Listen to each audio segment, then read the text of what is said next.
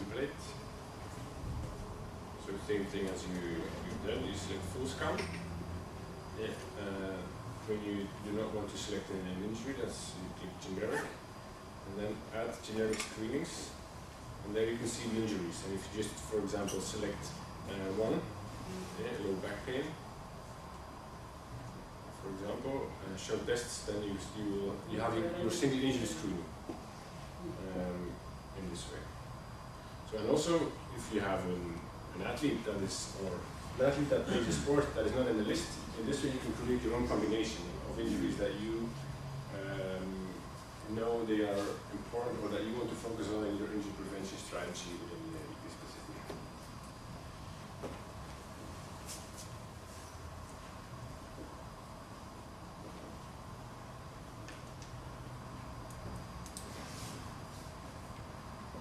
Okay, so rehab screening, ACL reconstruction, hamstrings, ankle distortion was there already. Last event we presented the shoulder injury return to sport, and also the low back pain return to sport, which has a lot of tests that you saw today with Frederick.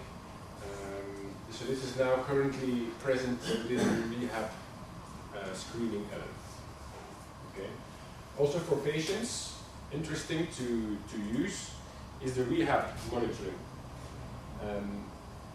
So not a lot of people, according to our survey, are using the rehab monitoring, so I will explain it a little bit, how it works, what you can do with it.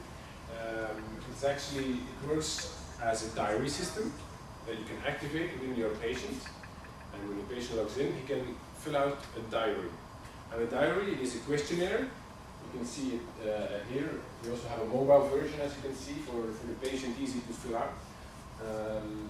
So he has to answer a question on a vascular towards sleep quality, general mental well-being, general physical well-being, muscle soreness, and fatigue.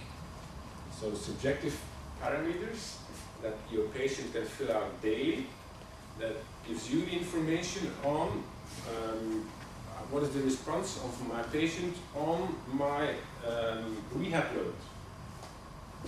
And based on this information, you can then adapt your rehab exercises or your rehab strategy towards the feedback that the patient gives. Yeah, what you then see, let me first show you to fill out or how to activate it within your athlete.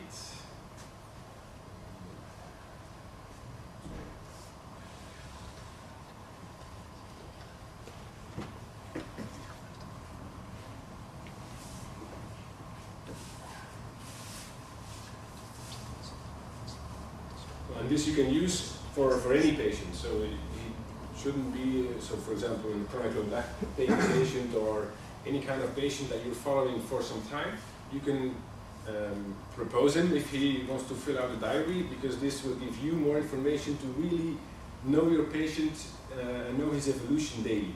So how to activate this, you go to your diary system to set up, and then you have your athletes listed, and then you can select rehab monitoring. When selecting rehab monitoring, then the monitoring system or the diary system becomes active on the account of the patient. Okay, don't forget to click save at the bottom, otherwise it won't be activated. Now, what the patient needs to fill out, so he can access his diary system by means of going to the mobile version of the website, and that is mobile.spartanova.com instead of login.spartanova.com. And then you arrive to this page. Now it's on a normal browser, but it's actually built to read it on a smartphone. So I will log in as an athlete.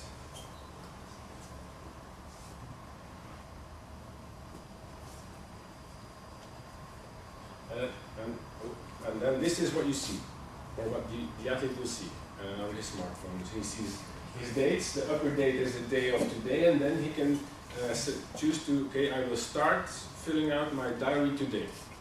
And then this page comes up, and he can fill out his pain, muscle soreness, the elements that are explained. So the subjective parameters that the athlete feels. And he can also add a comment. He can say something to you.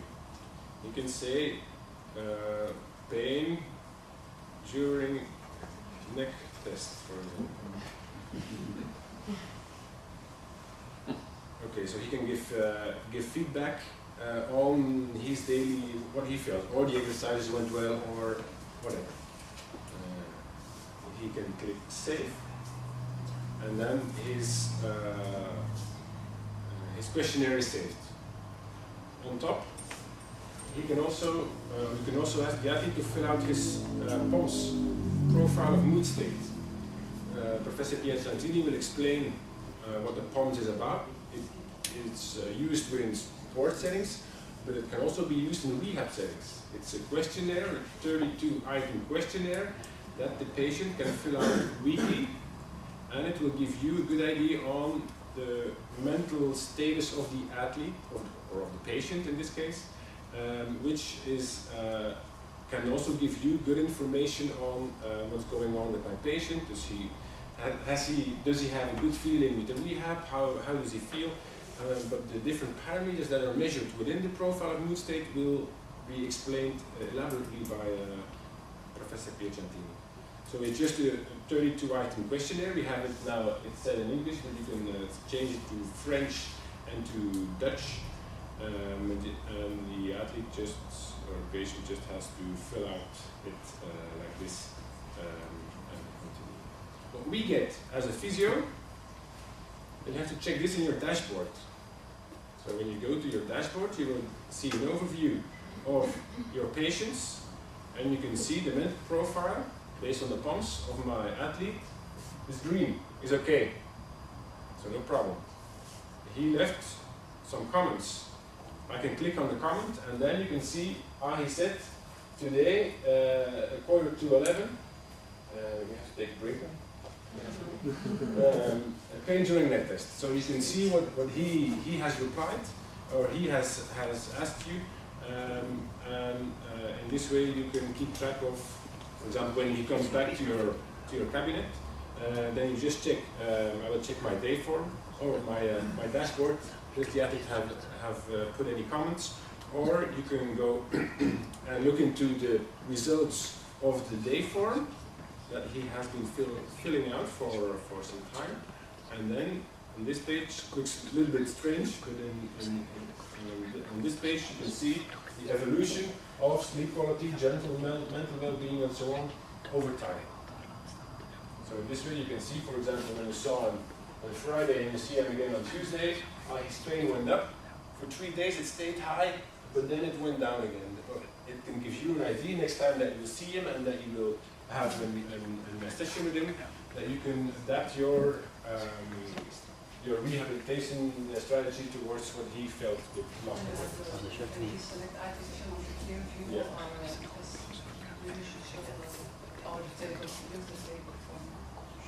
So you can just select and deselect to see pain, for example, more clearly. And it is also, can you also communicate this with other, like this doctor, Yeah, well, the supervisor also sees the dashboard. Okay, so this way, but it's you cannot send it, or but what you could do is send the supervisor. Make him supervisor. If it's a doctor that wants to enter an application, then you can just make a little picture or a screenshots and then just send this. Yeah. And then the mental form, Francesca will explain, but now it's not completely shown because I did not fill it in completely, my POMS. Francesca will explain how to interpret it and what parameters it's built of. Okay? Clear? I have a question about screening. Yeah. Yesterday I had an athlete who has the count races he did 40 times right and 12 times left. And the system said he had the left side a poor result and the right side very good result. But I think it's the right side is also poor. Is there a kind of norm model or? They calculate two things, so symmetry index and then a norm. Yeah. But I'm not sure it by heart what the benchmark for the norm is. I have to check it, but we can discuss it after. I can do that for you. It's not getting in the system. What do you? Don't put it in the system. The benchmarks. The Yeah, benchmarks or. no. Just the And end results. what is his hamstrings? The ratio. Yeah. Well, that's a good point.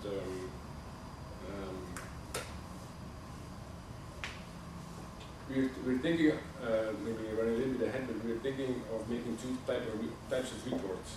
Because now the report is built, understandable for the athlete, understandable for a coach, but for us, it might not provide sufficient information to draw conclusions. Because, for example, okay, why does he have bad hamstrings? Is it because symmetry index? Is it because HQ ratio, or is it an absolute value that's too low? So we are beginning in the beginning stage of thinking of, okay, how can we maybe make two types of report, one for the physio and then one you can share very easy to understand with color codes for the athletes. And this will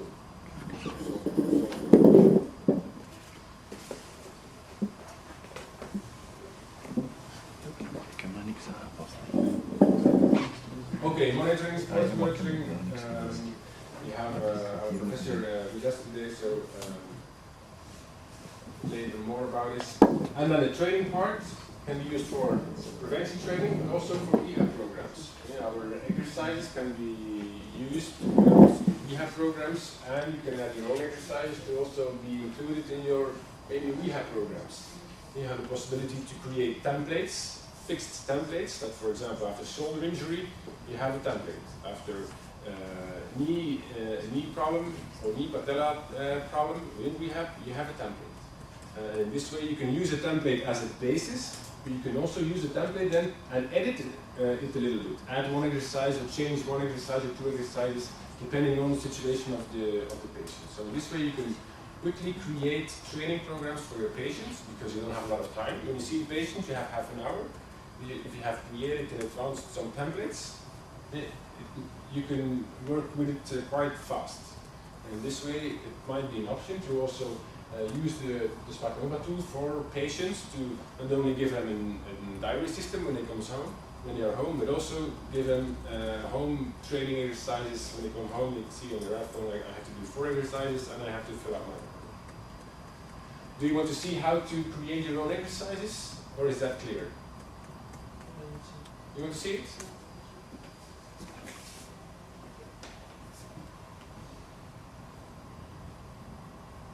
Okay, so within training, I'm not sure if I'm standing in front of somebody, you go to exercises, and there you have the list of your library. Normally this will be empty, and what you have to do then is add exercise.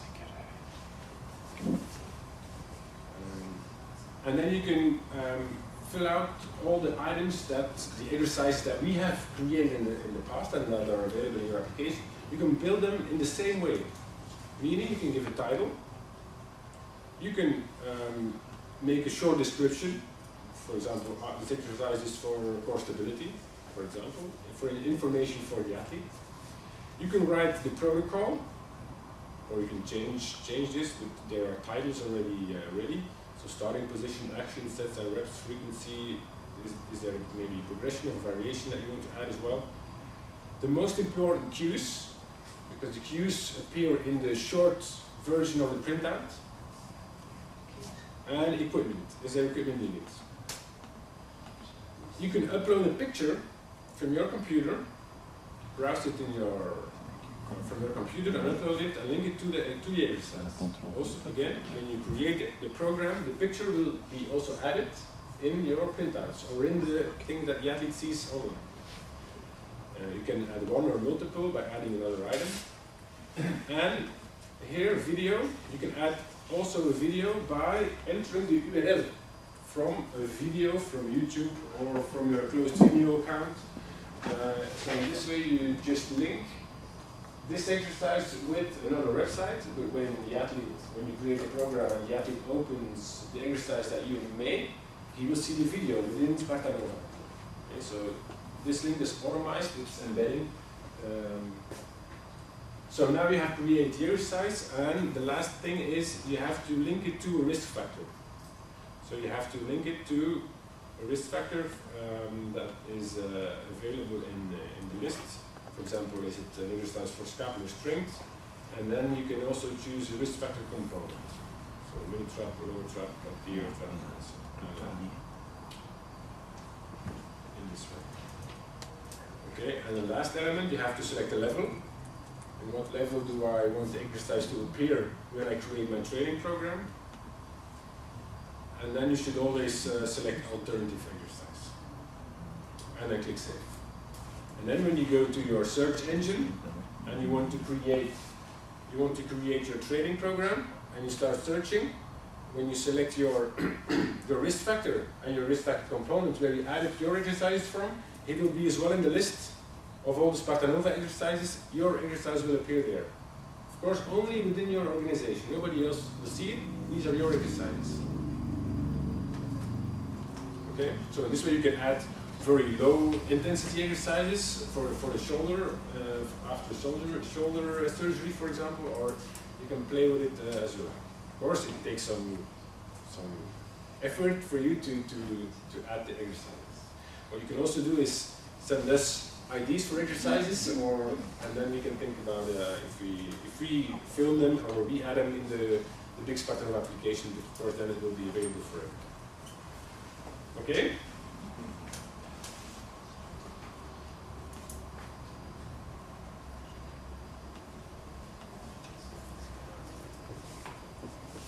All right. Is that going to do the final part? So what we are thinking of doing, and I think that will be interesting for all of you looking into the survey results and the practical questions on how can you make this injury scan, what we are thinking of doing is generating some practical manual, just one-pagers of what are features you can do. You can do basic scan, this is a step. You can create your own training template. Apart from screening, this is the way to go. Just a small booklet with a page per feature. Maybe you know half of it, but maybe you discover new things. And that is something that we want to keep up and give to the present experts and the new experts, so that this is like not a real knowledge book on what is the rational of a test and how you should take it, but just practical, okay, what is all the options I can do with the system. And I think maybe we consider too quickly that you know everything that we develop and that you read everything that we send out. But as with everything, if you do not read it immediately or do it immediately, you might lose, or you might forget simply that you can do it. And like the adding your own exercise, it's literally not. It's easy to add something and it can immediately give you some nice extra tool. But that is what we can, yeah. Is it also possible to include in that practical manual a kind of financial consequences you have because you make a template for the patient, you give the patient possibility to go on his mobile. Yeah. It's always connected with a kind of cost. With an time investment in any case. But for us, we think until today or so far that we should give the freedom to the users. And if you believe you have a public that is willing to pay €200 for a mobile app, which is extreme, of course, we will not be the ones who will stop you from creating these business opportunities. The same for the price of screening, the same for... What we can do is call the users and say, okay, what is your experience, and share best practices. Like we poll results and or questions and share best practices. But it's difficult to assess the direct and indirect possible financial implication. If you maybe help patients with rehab monitoring, maybe they will feel very positive about the system, and they will maybe want to do prevention as well, and maybe you can make the money there. But in any case, we are very well aware that we want you to make money in one way or the other with SpartaNova, or have value created. Is it by increasing or bringing your practice to the next level? Or we really understand that the number of people who just invest in things every year without making these questions is not the case. You should ask a question: what is my payback in terms of content, in terms of expertise, and in terms of. But the financial part is difficult because as soon as we put something, maybe people will start doing this and maybe then not consider other options they have. But I would say now it's up to you to say, look, I can give you this rehab monitoring feature and I will maybe charge you some extra for it, or maybe not, because I believe you will come more to my practice if you can see what I can do for you. So that's a bit the pros and cons if we structure this in a financial scheme, but we can share best practices. That is what we should work in. Maybe quickly, but still, that you know, understand what we are considering further on, and I get back to our homework here. So the possibilities, as I said, we had some views now by Hannes and Frederik. We will make this one-page feature book for you, or presentation for you. And then we had some 3 other things mentioned. Now, in terms of increasing the end users, or your clients, if you want, what are the things we are doing at this point is that partnerships with sports federations. These are concrete steps we take because and that is then in Belgium starting first, but with plans or with contact and meetings plans for the Netherlands as well. And even some attempt to do it in France. Hopefully we get there also federations on board. We believe these are important ambassadors in the different sports areas. They share best practices, they can influence the recreational clubs, and these are the ones who visit you as a physios. These are not the ones who will pay whatever professional license with us. These are your clients. So we believe that the federations can help to influence and to create a SpartaNova spirit, or the sports coaching part that we do for this group of athletes. Of course, they're also the ones who do talent detection days, and this is often also things that we support with the students of the university. So they meet a lot of athletes, they meet a lot of parents, or they are in a lot of environments. We also would like to link a mentor, Peter Meter in Dutch, to per sports, and we start off with basketball, where we have a short testimonial from Anne Wouters, who is now also available on our website. You will see.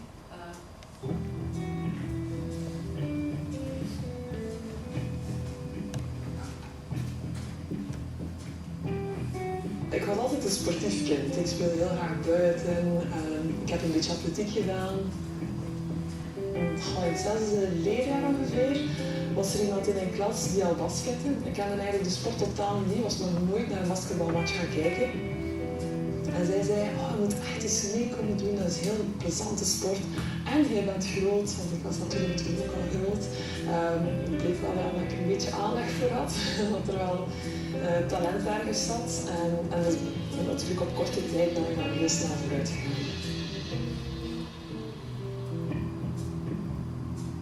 Iedereen wil graag basketten, wil graag spelen direct, maar we vergeten ook dat je lichaam klaar voor moet zijn.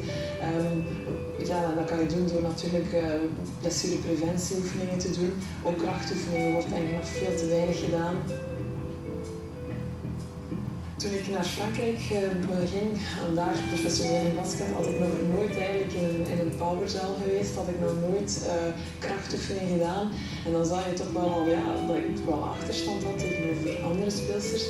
En zeker in mijn profiel had ik dat vooral nodig om steviger te worden. En ik denk dat dat nu nog altijd veel te weinig gedaan wordt. Als je ook vergelijkt bijvoorbeeld het Europese spel en het Amerikaanse spel, dan zie je dat fysiek echt wel heel belangrijk is en dat we daar toch nog iets meer aandacht aan moeten besteden hier in België. Niet iedereen kan prof worden, dat gaat niet lukken, maar toch mag je zeker je dromen blijven volgen. Ik wil ook zeggen aan de jeugd om hard te blijven werken. Niet enkel dan een basketgegeven, dat is natuurlijk het leukste, maar het hele gegeven rond, naar blessurepreventie, naar krachttraining, naar het fysische wat je ook echt nodig hebt om op een hoog niveau te kunnen basketten, dat ook zeker niet te vergeten.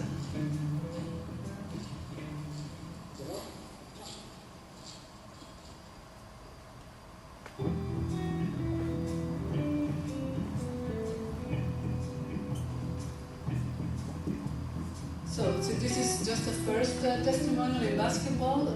She's not just a Belgian athlete, she's a world-class athlete.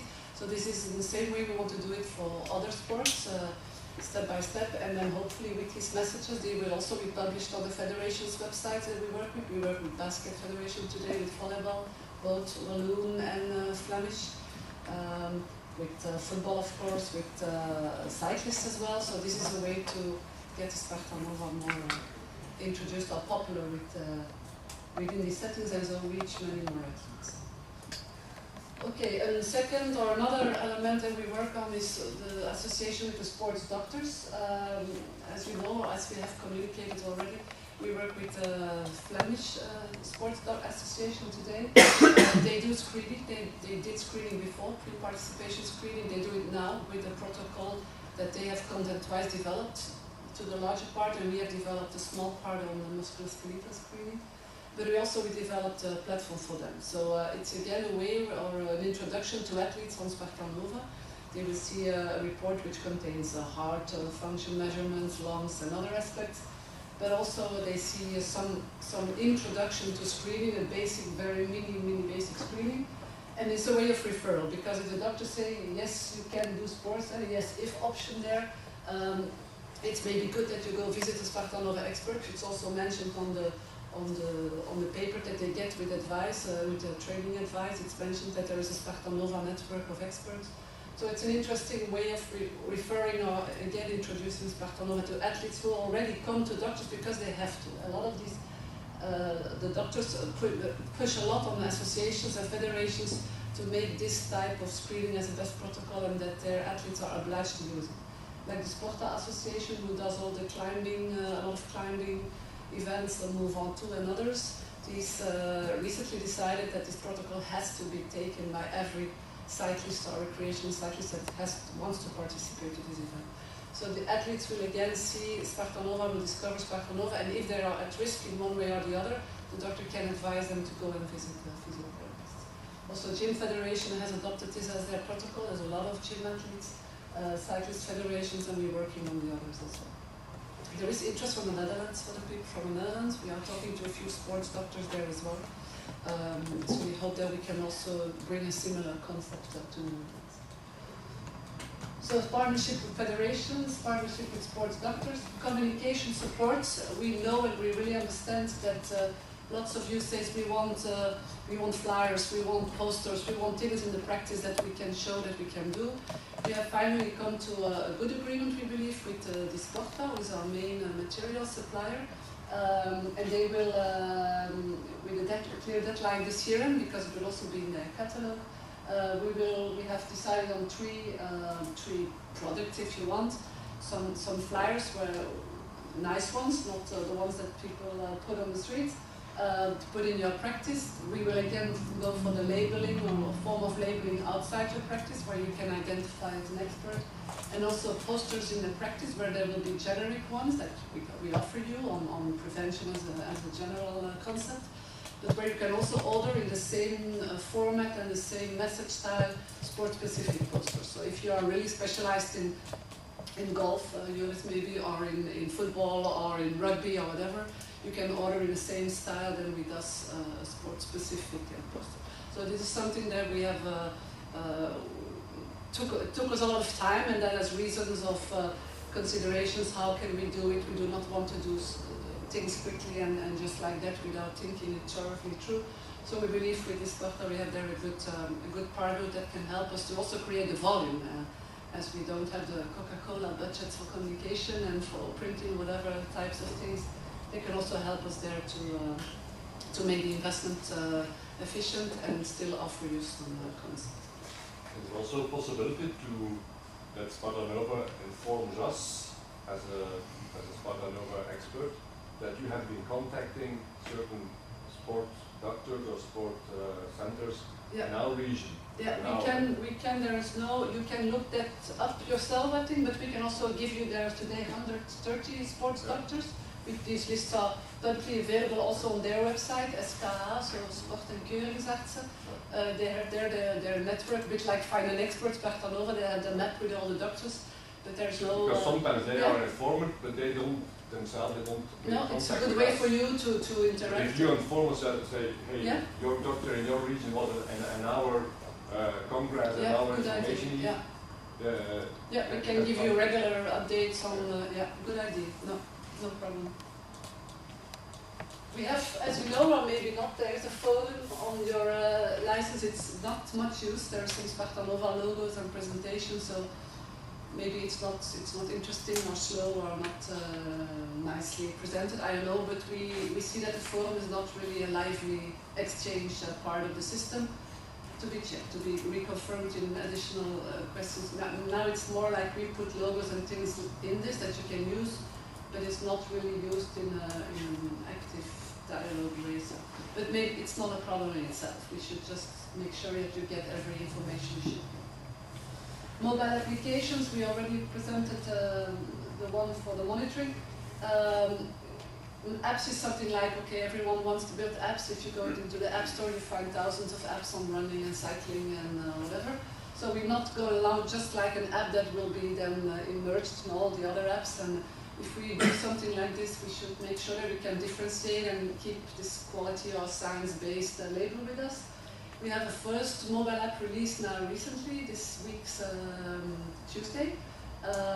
For our cooperation with Oslo. So Oslo has a big research center with Robin and Clarkson as the main researchers we work with.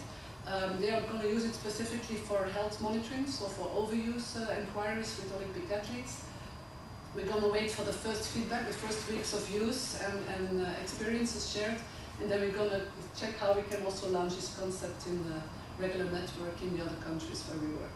So, but if we have this first experience, we are sure that we can make it a star label app in the store and give it a good introduction and a good presentation. To be checked for which experts here in the room this can be interesting or not, but we will definitely give you the update on this after the first weeks of use in Oslo. And then for the e-learning, continuous education, we got a suggestion. We think it's a very good one. I think this is the minimum, or at least what we really want to do is make sure you get all the knowledge we have that we can give it back. Maybe this setting only reaches a few tens of people. We have many more people outside. There is rep stream options, so people who cannot be here can look it into lively in a few minutes. But maybe we can do more. Maybe we can brand it more like we do a SpartaNova Academy with a lot of regular sessions, free to experts, maybe paying for people outside who can discover SpartaNova. This is something that we have to check. Maybe we should also make it more international for you. Find ways to get you all somewhere to an interesting location. It will of course require traveling and time, and I remember everyone said there's a lack of time, so we have to make sure how we can organize this. But we are sure that knowledge sharing will remain key, and with the SpartaNova Academy working title thing, we have to explore this more and find better ways to communicate to you. As for accreditation, we have accreditation in the Netherlands for the training. We will try to make it recurring so that you can have a sort of e-learning recurring way of gaining accreditation points. We will also have to look for Belgium again, how we can do things there, depending on the structure. And then the newsletter, or communication, we discussed on that. I propose to, again, hold this to the whole network later on to see, okay, is mail, regular email interesting to share updates, or do we all pack it in e-learning modules? What is the way to reach you best? These are questions that we cannot discuss here. If there are any suggestions already here, you can, of course, share them. What we do today is regular email for news updates, and maybe that is not the most interesting way, because we are already, or my colleagues already say, not send it out this day or this because they won't read it, so we wait for another day, but I'm not sure whether it will be read. Often we look into the scores of reading newsletters, but it's never more than 50%, I think, so it's, yeah. And sometimes it's really important that you get this information. So let's... The problem is that it gets much email. Yeah, it comes somewhere. You lose it in the... Yeah. So that's why I think the idea of making such a feature book is relevant, and making updates from that one every time. So if people then missed information in between, we still have a practical guideline. How you think you can reach us in the others? It's a Yeah. problem sometimes with much emails you see. Yeah. And you sometimes also let it down. Yeah. I think That's why an e-learning option within the system could maybe help, and then maybe we can follow up who did what part and because it's specific, then you for the topic you want to explore. Yeah. Okay, I think we've gone through. We are a bit behind schedule, but we also started late, so I don't have to look for excuses there. But maybe we can take a short break, 5 minutes break, just to grab a coffee, grab something, and then we can start with. We will also, after the event, write you again to get your feedback and some specific extra information on the things we raised. But I hope you understand that we have a lot of things that we want to progress further and things that we can help you with in the next weeks. Okay. So small break, 5-minute break, but there are some other people arrived.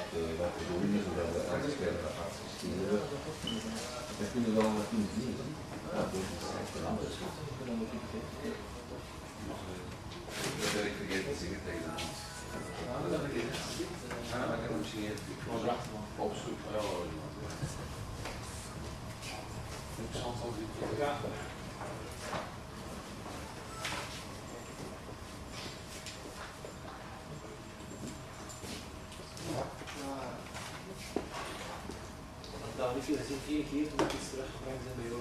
Dus ik weet wat dat was. Ja, dan heb ik zo'n bewijs gehad. Ik heb al zo'n bewijs gehad. Dat is aan de tand, ja, dat heeft zo.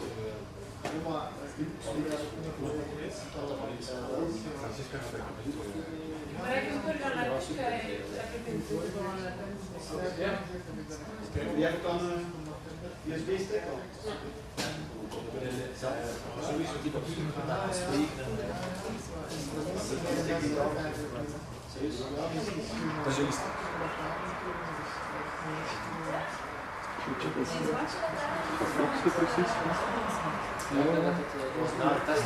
Dat gaat beter zo zijn.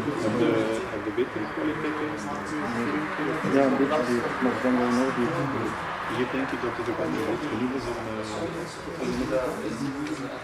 Ik weet dat niet, ja.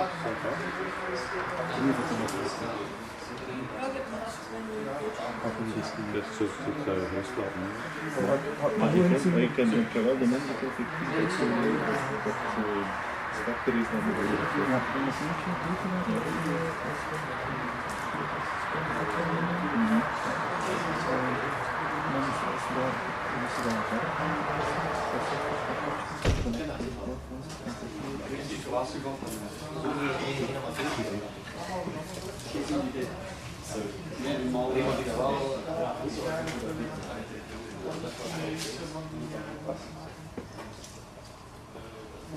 Zijn jullie extinct? Ja. Ja. Gewoon voor de slides.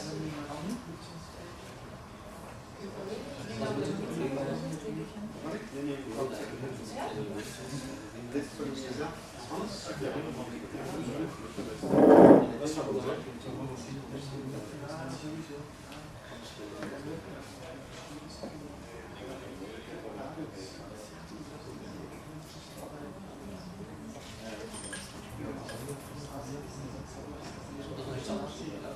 Misschien ook daar, dat zijn mensen, maar misschien is het niet interessant.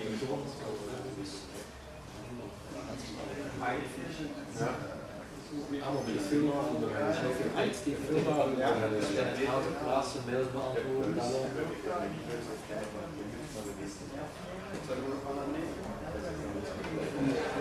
dat is echt mooi. Dat was echt niet meer gezegd. Ja, dat is waar. Ja, dat is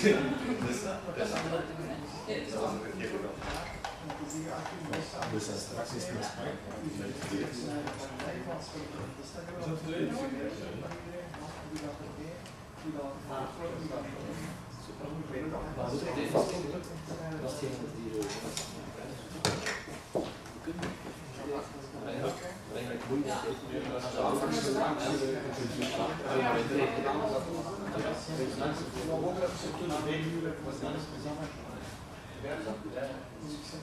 Dat kan niet. Als je klaar bent, dan mensen zitten ervoor.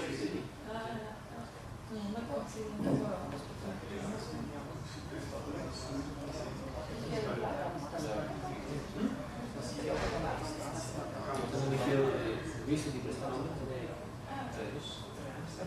En dat gewoon even over de rassen zijn. Er zijn nog een hoofdknie voor de mensen die het zijn niet goed. Maar je mag het en dan weet je dat het best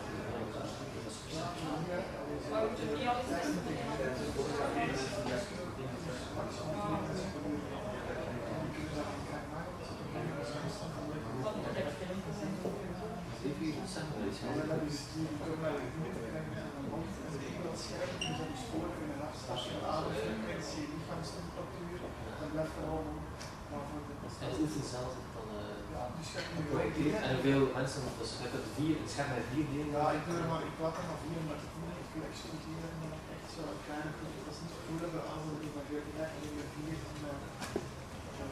als praktisch gegeven. Dus dat is een trek. En wat dan was, dat is wel. Ja, maar pas in de zon zijn dus de mensen al bezig met geweldig.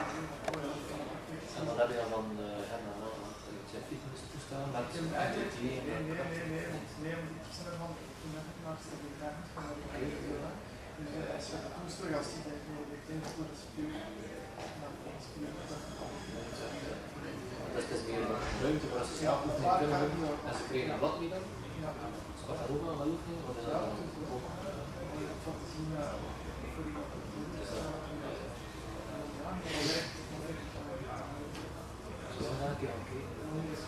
Ik zal dat wel een keer doen.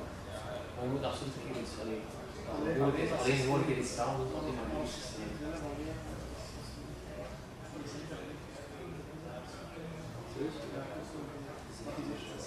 hoe lang ga je lopen? dat is niet zo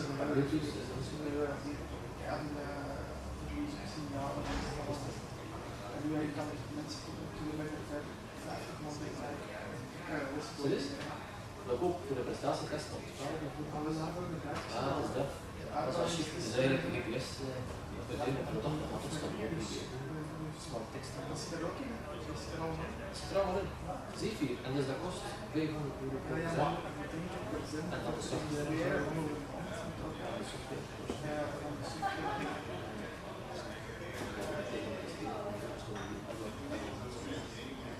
Zeker. Ja, dat is niet verhaal. Zeg. Sorry,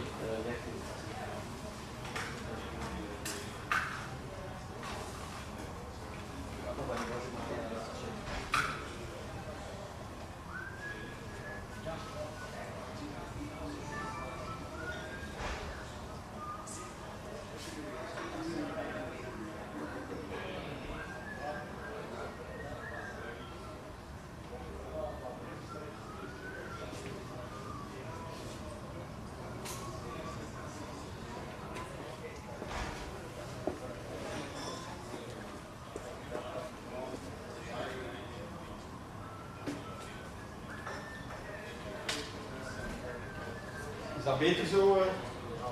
Ja, het is veel beter.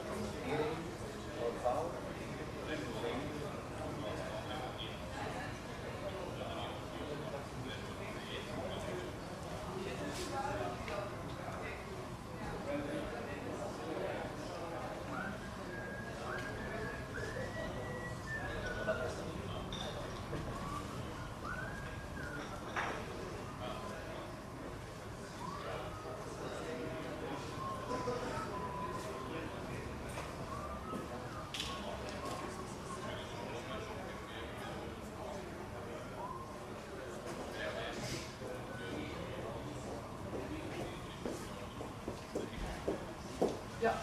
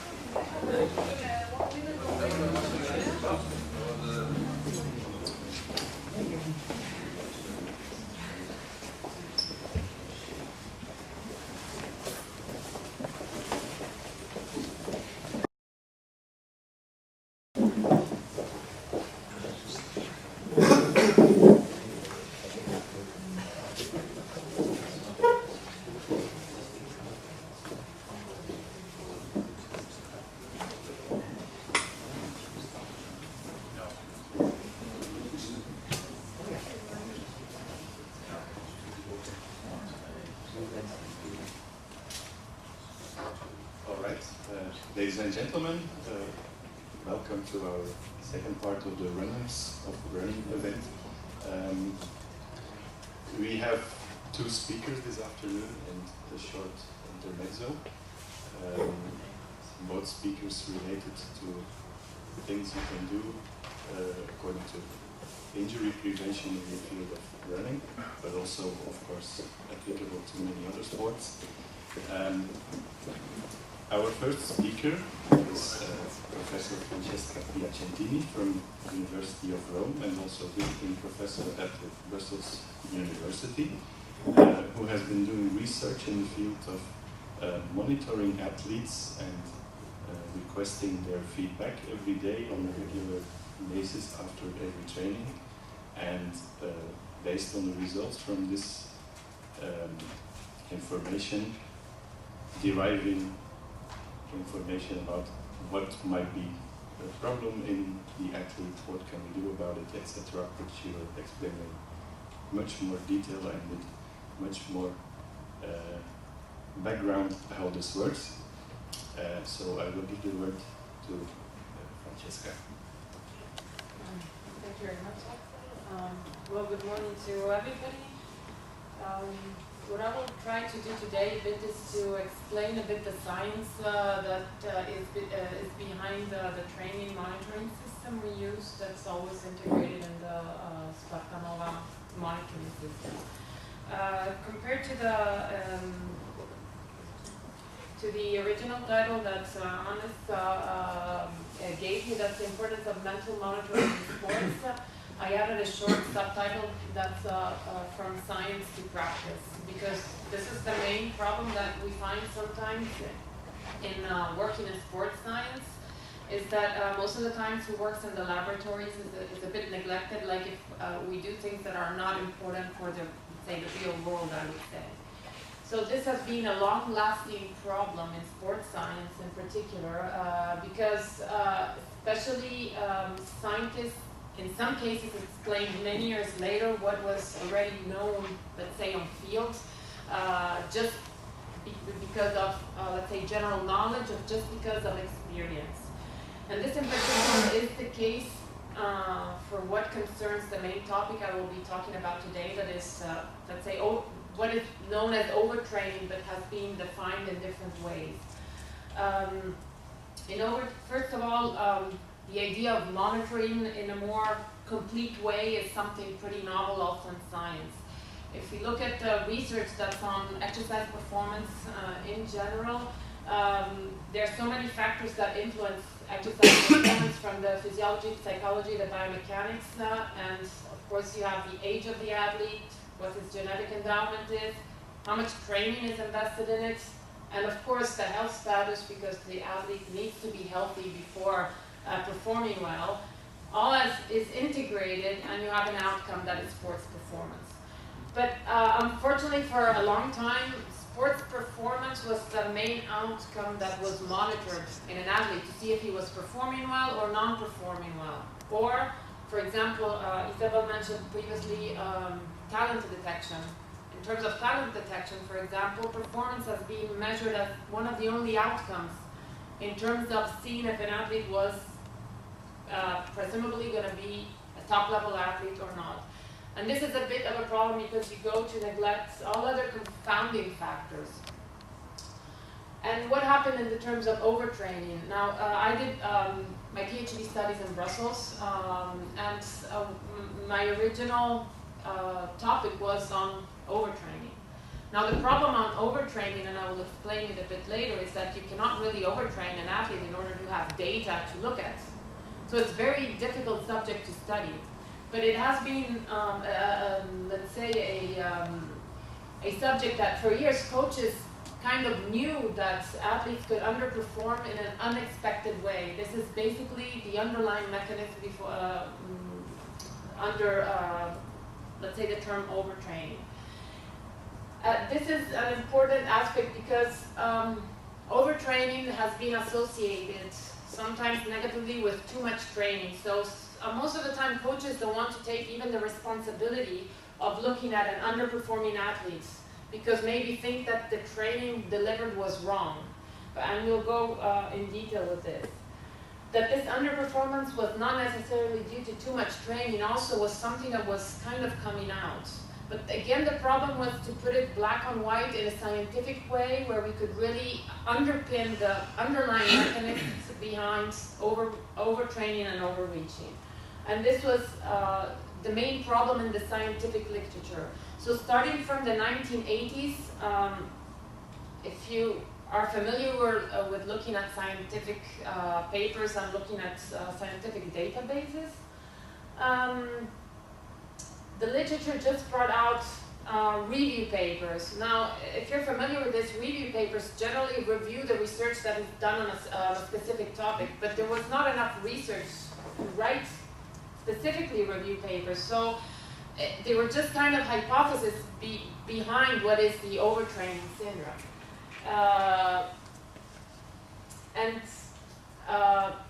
Unfortunately, as I was saying, overtraining has been erroneously used as a verb. So now I will explain in detail what overtraining is, or you might already know it a bit. I don't know if maybe you already gave some explanation in previous workshops, but it has been used erroneously as a word.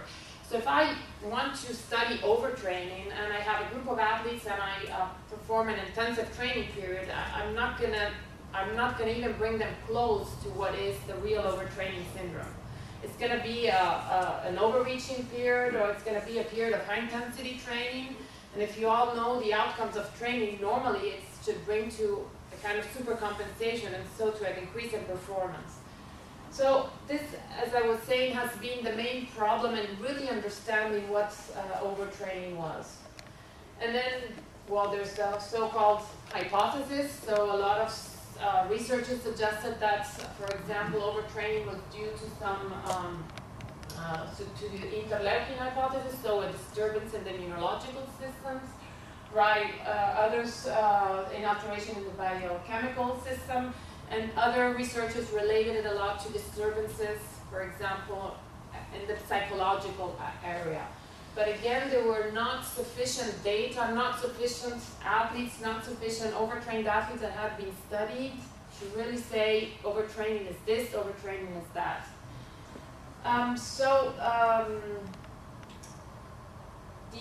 So experimental studies are, or at least were in existence until a certain amount of years ago. And it was very difficult to really, I would say, understand how to prevent overtraining and overreaching.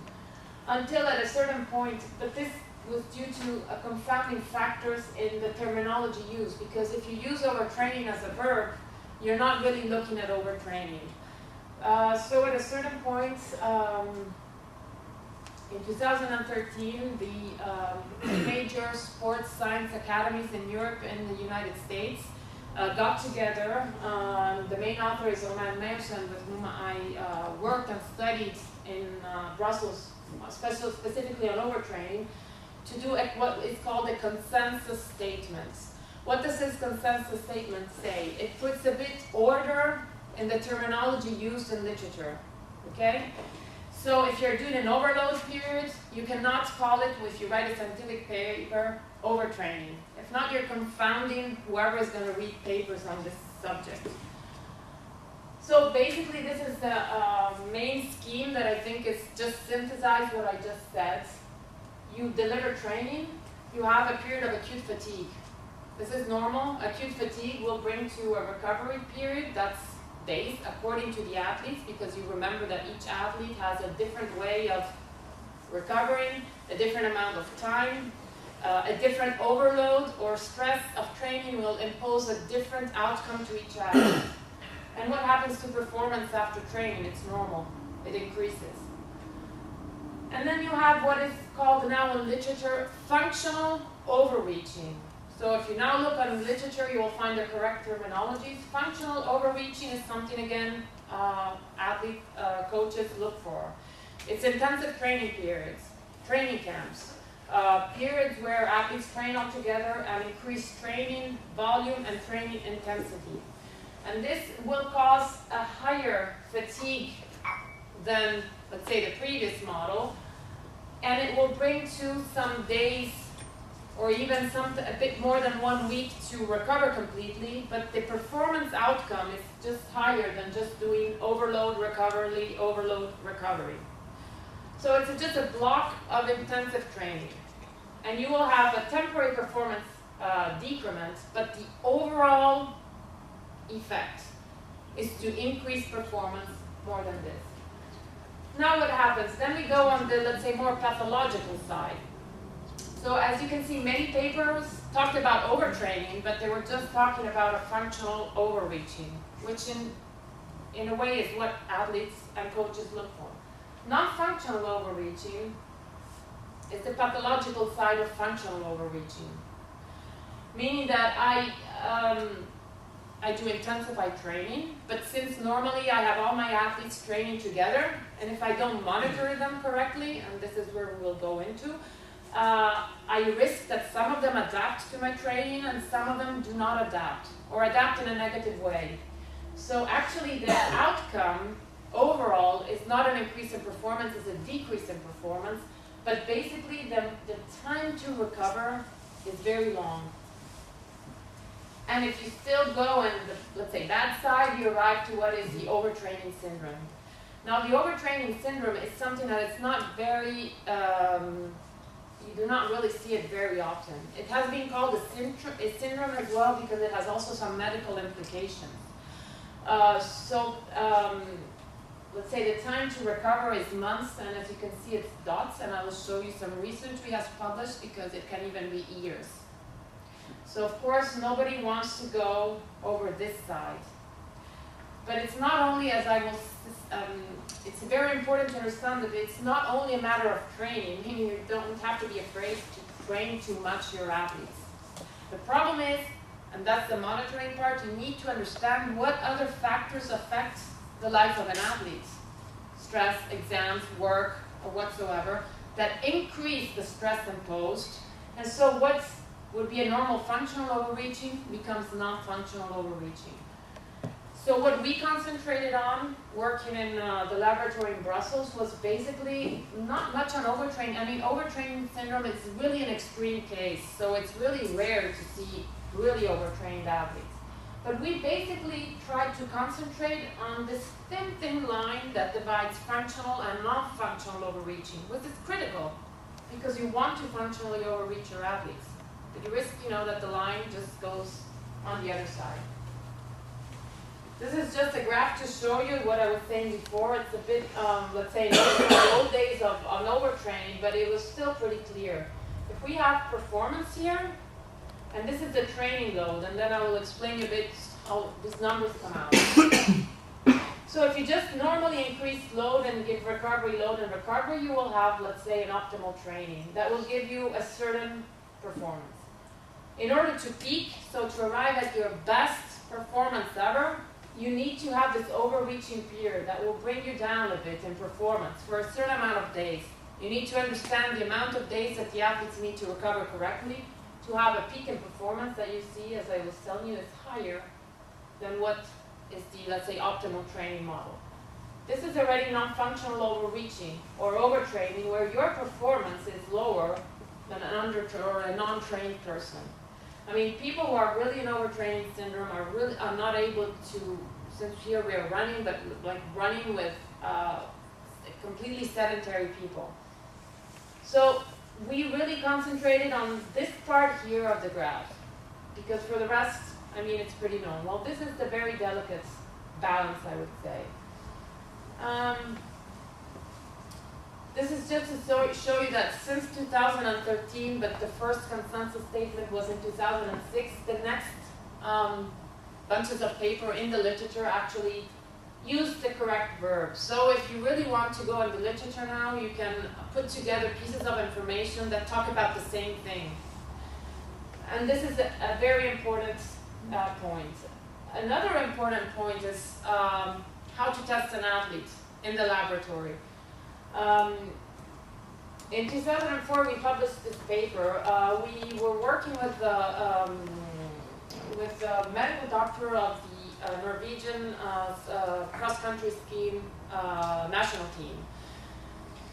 He was a researcher himself, and by experience, he said, you know, at that time, to understand the status of an athlete, you normally did one test in the laboratory that could be a time trial or a time to exhaustion trial, and you measure a series of parameters and see if performance was good or was bad. But given his experience, he said, my experience is when I see that an athlete is underperforming, the first part of the race, the first part of the training, or first part is always very good, actually. And then he has an immediate, let's say, decrease in performance during the race, during the training, and whatsoever. So it's not something that's visible, like doing a very short test that were used until that moment. So what happened, given the fact that athletes train twice a day, and this is on the experience of Jim Anderson, so athletes were able to start running, or in his case skiing, at a normal pace. So you wouldn't see anything wrong at the moment you saw them at that moment. We actually questioned if one test alone in the laboratory was able to evaluate the performance level of an athlete. This is just the protocol to show you. We did two VO2 max tests, so incremental exercise tests on the treadmill to exhaustion. Actually not on the treadmill, they were cyclists, so on the cycle ergometer, and we had blood drawings and whatsoever. Now maybe some of you read some things about overtraining, and you know that what is mainly disturbed is the hypothalamic pituitary adrenal axis. So let's say the stress response to exercise are a bit dampened. So ACTH, cortisol, there are typical stress reactions to exercise. And we gave them 4-hour recovery. So well, these are just our subjects. We had a group of trained, a group of overreached, and one overtrained. Of course, as I was saying, overtraining, you can't overtrain. So this was a person who came in the laboratory because at the time, or at least since then, the laboratory in Brussels is recognized as the laboratory working on overtraining. So we were lucky, us, less for the people who were overtrained, to collect a certain amount of people in 10, 12 years to have a good casuistics of the different cases. So this is our major outcome, and this is a test that is still used. So if we look at, for example, a typical stress hormone response, you see that it's really normal in all three categories in the first test. But if you look what happens in the second test, this is normal training, this is the overreached, and this is the overtrained. So basically, now we use this test with the monitoring system that I will briefly talk to you about together. So when we see problems in the monitoring system, we have athletes come and do the double exercise test. This double exercise test is able, based on this response here, to say you're in a normal training state, you're in an overreached, and you're in an overtrained state, and based also on a lot of other information. So of course this test will not diagnose anything. It will not prevent you from overreaching it. Once you arrive in the laboratory and you're categorized, you're already categorized. So what happened, the monitoring system is what we use to prevent this phase actually. Because overtraining has been studied in terms of to understand what does an overtrained or an overreached athlete look like. This is what it looks like. But it's too late. If you have somebody who's in overtraining, he might be out of the picture for 5 years, 3 years, 1 year, it depends. So the most important thing is, again, monitor to avoid the thin line between functional and non-functional overreaching, but some athletes go even further due to a series of let's say, other problematics. So how do you really study overtraining? It's not ethical to overtrain, so we waited for about 14 years to have at least 10 subjects that came to the lab in an underperformance state, sent by their coaches, and also by the psychologists they were seeing at the time, because we will look at also the mental aspect and the psychological aspect of overtraining. And because non-functional overreaching is not reproducible in the lab, and after 10 years, but this slide is some years ago, so it's already 14 years, we were able to have 10 subjects that came in the lab. So of these 10 subjects, we draw a clear line based on the response of the hormonal test. So we have on your left the overtraining syndrome, and on your right the non-functional overreaching. Now, apart from the fact that, okay, normally overreaching and overtraining is more associated with long distance events because of the big volume of training. Normally volume has been more associated to overtraining than, of course, intensity of training. It's the excessive, it's the more that may bring to overtraining. So normally you can see there are distance running, but there are being a shorter distance running, of course, but most of the time it is long distance runners. For our experience, because when in other disciplines it's too much, then there's more the injury part that comes in first to stop the athletes. Also in this case, but if you see the duration of recovery after testing, here we are within the 3 months, approximately, non-functional overreaching. But if we go to the real overtraining syndrome, at the time when this was published, that is 2010, the subject was not fully recovered and it was already 3 or 4 years. More than 5 years, more than 3 years, and so on. So this is already a problem, especially if we're talking with top-level athletes, of course, but as I say, top-level athletes normally have a staff of people that are able to control very closely performance, psychology, biomechanics, physiology, and it's all integrated, and they're able to monitor. Most of the time, for our experience, who goes in non-functional overreaching are the amateur athletes, or let's say the master athletes that some of the times don't follow really correct training plans.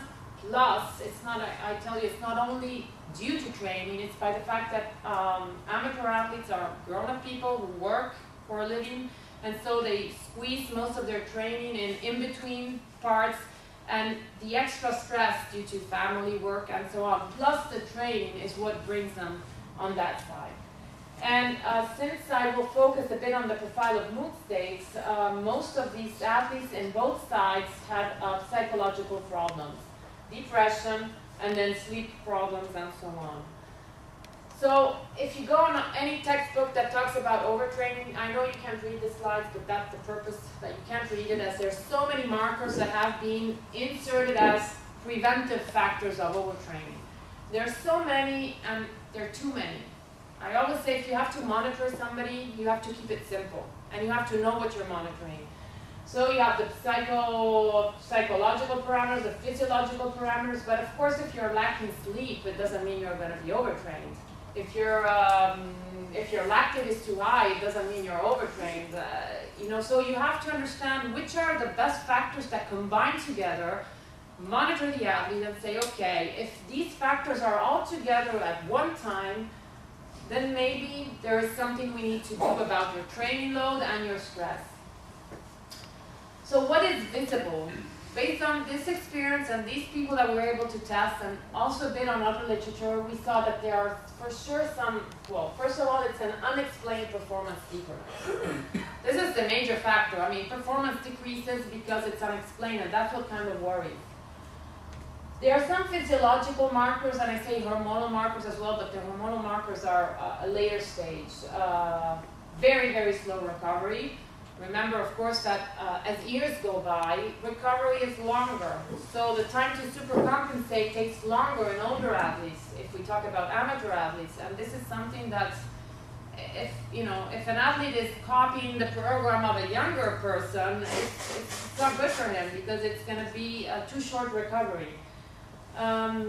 Lack or diminished motivation to train. So there again, we go in the central part, in the let's say more psychological parts. Mood disturbances, we will be talking about these by the measurement system that Hannes talked about before, the profile of mood states. Increased fatigue overall, but also during training. And upper respiratory tract infections, normally when they increase unexpectedly, of course, then this is already a symptom of lowered immunological defenses. Persistent muscle soreness, decreased appetite, and sleep disturbances. So the new markers and the early warning signals that have been recognized as valid in the latest 10 years, I would say, is the profile of mood state, which I will focus on. Psychomotor speed is a bit less important, and training diary data that brought our lab to, let's say, develop the system that is now on SpartaNova. So what is the profile of mood states? Hannes showed you it's a questionnaire with 32 items, and you have 5 subscales. Now, 5 subscales are depression, fatigue, vigor, anger, and tension. So you have only one positive item, vigor. So a normal athlete has an iceberg profile. That's the light blue one, okay? So iceberg because vigor is positive and the rest are negative. And compared to a sedentary person of the same age, an athlete has higher vigor values and lower of the negative ones. What happens in the functional overreaching? Normally functionally overreach, that's the darker blue, you have just a shift of the point of the iceberg. So iceberg normally goes towards fatigue, which is an acute type of fatigue, and normally the rest, depression, anger, and tension, remained unchanged. In non-functional overreaching and overtraining, you have not only a shift of the point of the iceberg, you have a decrease, dramatic decrease in vigor, but you have also an increase in the other parameters. Now these are, this is just an example, but these are real data that we had from different training camps. So this is what happens after a training camp. 10 days of a training camp in endurance runners. Before and immediately after. So you have a decrease in vigor and increase in fatigue, okay? And so you have a kind of decrease in the overall iceberg profile. This is the data of one non-functional overreached athlete that we were following. As you can see, if we reverse the slides, the profile of mood states in the non-functional overreaching would be perfectly normal, which is not since the slide remains straight. So you have very high depression values, very high fatigue, very high tension and anger, and vigor. This, of course, derives also tension and anger from the fact that the athlete alone realizes that she is not able to train as she would like. So, of course, the mood changes also in accordance with what her body feels. So the basis of our training principle, so this is, as I was saying, true data from these athletes. The profile of mood state has been used already since the 80s as a marker of, for example, in the swimmers from a group in the United States. So they saw that when they increased training load, the profile of mood would change. As soon as they saw that the profile of mood state changed more than the increase in training load, they would decrease training load and mood would go down. So already in the 80s, it was associated with a good or a bad adaptation to training. I'll skip this part because it's a bit more complicated, and I'll go directly on training monitoring. So based on the markers that I showed you before, the visible markers, and based on scientific literature, that is the monitoring of the training load, monotony of training and strain, I will go a bit in detail with this. Training load is calculated, how many are you familiar with the Borg scale? Maybe everybody. It's measuring the individual response of fatigue to training. So we don't measure intensity objectively, meaning the average speed you have been running the whole session, but we ask them to mark their RP 30 minutes post-training. Why 30 minutes post-training? And this is what is called training load or session RP times the total volume of training. Why 30 minutes post-training? Because if not, you're influenced very much by your last interval, for example. So your RP might be higher. We did a study where we measured RP during training regularly in intervals. We averaged them out, and let's say the number was exactly the same as what happens 30 minutes post. So 30 minutes post-training is the moment you ask RP to your athletes because they recall pretty fairly all the training session. So they're not influenced by their last interval that was the hardest, by the last part that was hardest. And this is called session RP in the literature. And it's based using the Borg scale to transposing it to a visual analog scale, so the ones that are now on the diary. And it has been originally being validated for runners and for long distance endurance events and sports because it was much easier, but it has been validated also for other sports. So for example, it has been, these are the original papers that validated this way of measuring subjective training load. Why is this important? It's for two reasons. The first one is because, of course, it's important. Maybe many coaches think that the training they're giving should give a low RPE. So if you put together what you think was the RPE that your athletes should have felt and what they feel, you understand if they're responding correctly to training or if there are other factors that might increase, for example, the RPE more than you expected. So it's extremely important, especially if you have many athletes training together at the same time. You can visualize the individual response and understand who is in, let's say, in a better shape and who is in a worse shape, who the next day needs an extra recovery day. It's extremely, extremely important.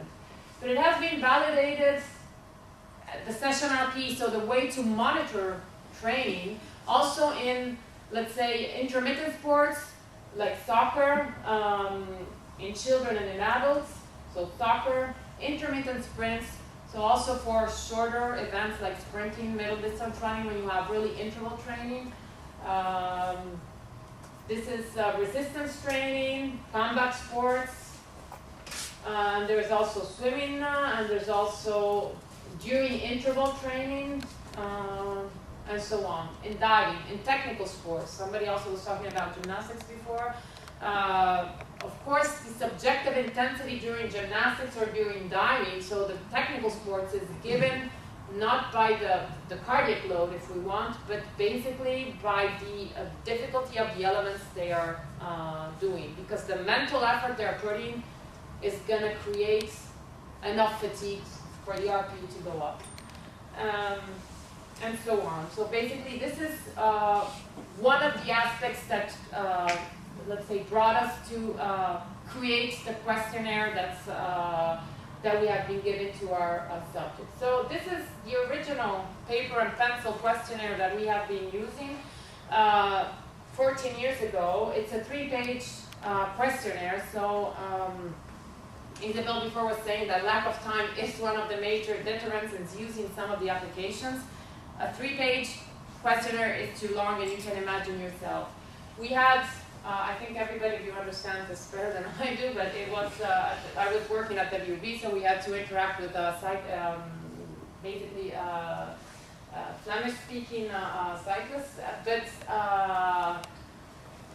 So this is muscle soreness, if you recall, there are most of the markers that I had put on the board before.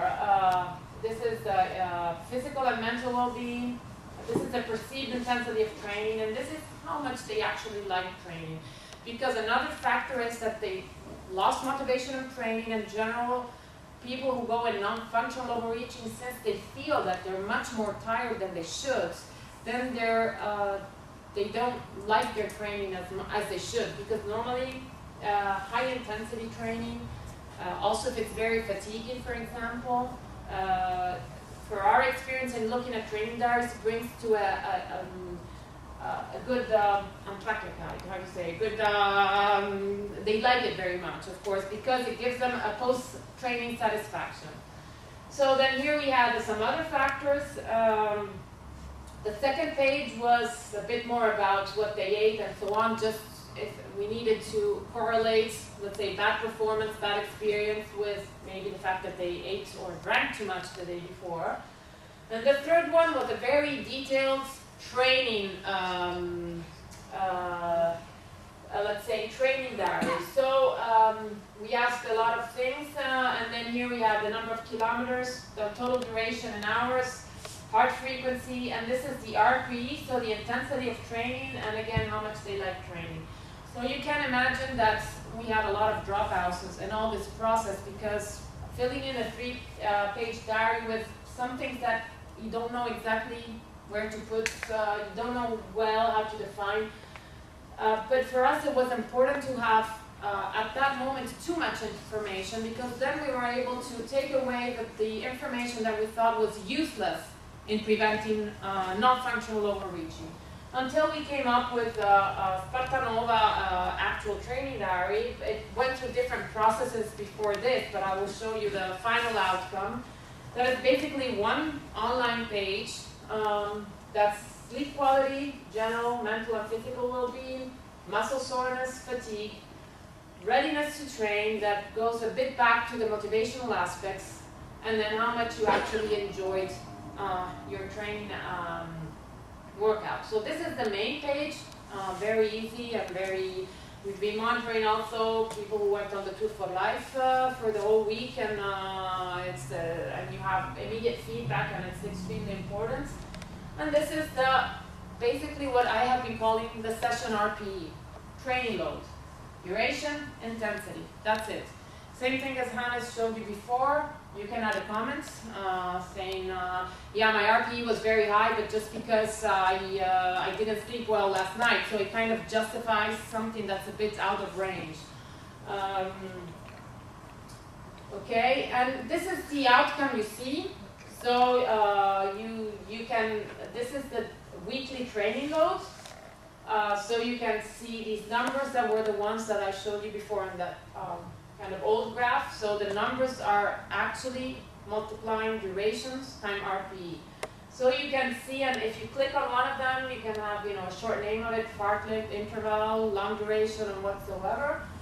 And you can kind of see, you know, the let's say how it changes during the week. And if you are the coach looking at this, you can see if for example, if your athletes have plus or minus all the same response to training, or if there's somebody that's completely out. But what is the big novelty of this? And we have now a paper just accepted in a physiological journal. This is the mental profile, but Hannes showed it before, and this is what you see, of course. It's the iceberg profile. So the study we published, we use this a lot in monitoring purposes, and again, most of the athletes that come in the laboratory in Brussels that come in already in overtraining states, we start monitoring them backwards, so the other way around, so when they're overtrained and go back. But in this and in a few other cases, with the diary, we were actually able to prevent the non-functional overreaching state. In this case, it was a female master marathon runner. She had been completed already the diary for a certain amount of years. Now, this is the daily graphs. If you see sleep quality, general mental well-being, physical well-being, there's so much things in here. So, as I said, And this is just, as you see, we took out some of these so we could concentrate now on fatigue and attractiveness, for example. But I think what's important is that, okay, this is the evolution, for example, of the profile of mood. Okay, I'll go just back a second. These are information that are in, and you can go and, let's say, deselect and just concentrate on one of the parameters if you want to. But again, these are too many data all at once. So what was the novelty? Okay, this is, okay, I'll go here and then go back. Sorry, they're just mixed up a bit. What's the novelty? So what we have been doing, and let's say in these last 14 years, is putting together most of the parameters that we monitor and giving it what's called an overreaching score. So if you look on the feedback system that the athlete or the coach gets, you have daily training loads, and you can already see if something is a bit strange. You have all these parameters, but this is the main indicator if something is wrong. So based on our research, we were able to define, let's say, green is, so we create a baseline for each athlete, so starts filling in the diary for a certain amount of weeks. We need a certain amount of weeks to create a normal profile because there are some people who fluctuate a lot, for example, in RPEs or duration and so on. So once you have a baseline, you create, let's say, an average limit that's the normal profile for each athlete because it's an individual thing. And given that, this is a normal training process. Overreaching, recovery. This is perfectly normal, that's what you would see. And you see it here as well. Overreach, this is the typical training status. When it starts changing color, then that's when there's, if it's once, it's in yellow, it's okay. It's the overreaching phase. But that's when you really start monitoring your athlete closely because I told you, functional and non-functional, it's a question of just some extra exams in your life, some lifetime changes or whatsoever that can create, let's say, going from functional to non-functional. It's not, as I'm saying, necessarily a training problem.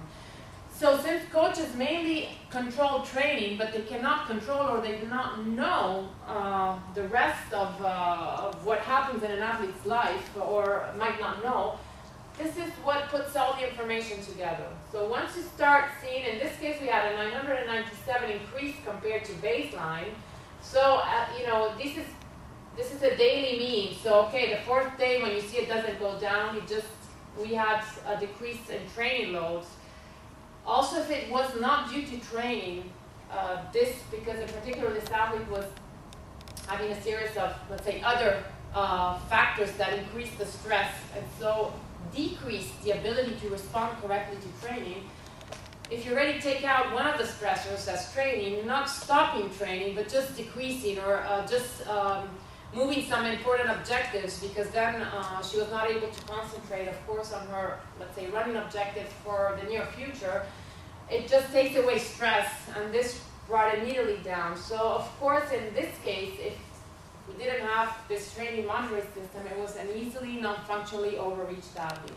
If we go back to, because this is what happened in the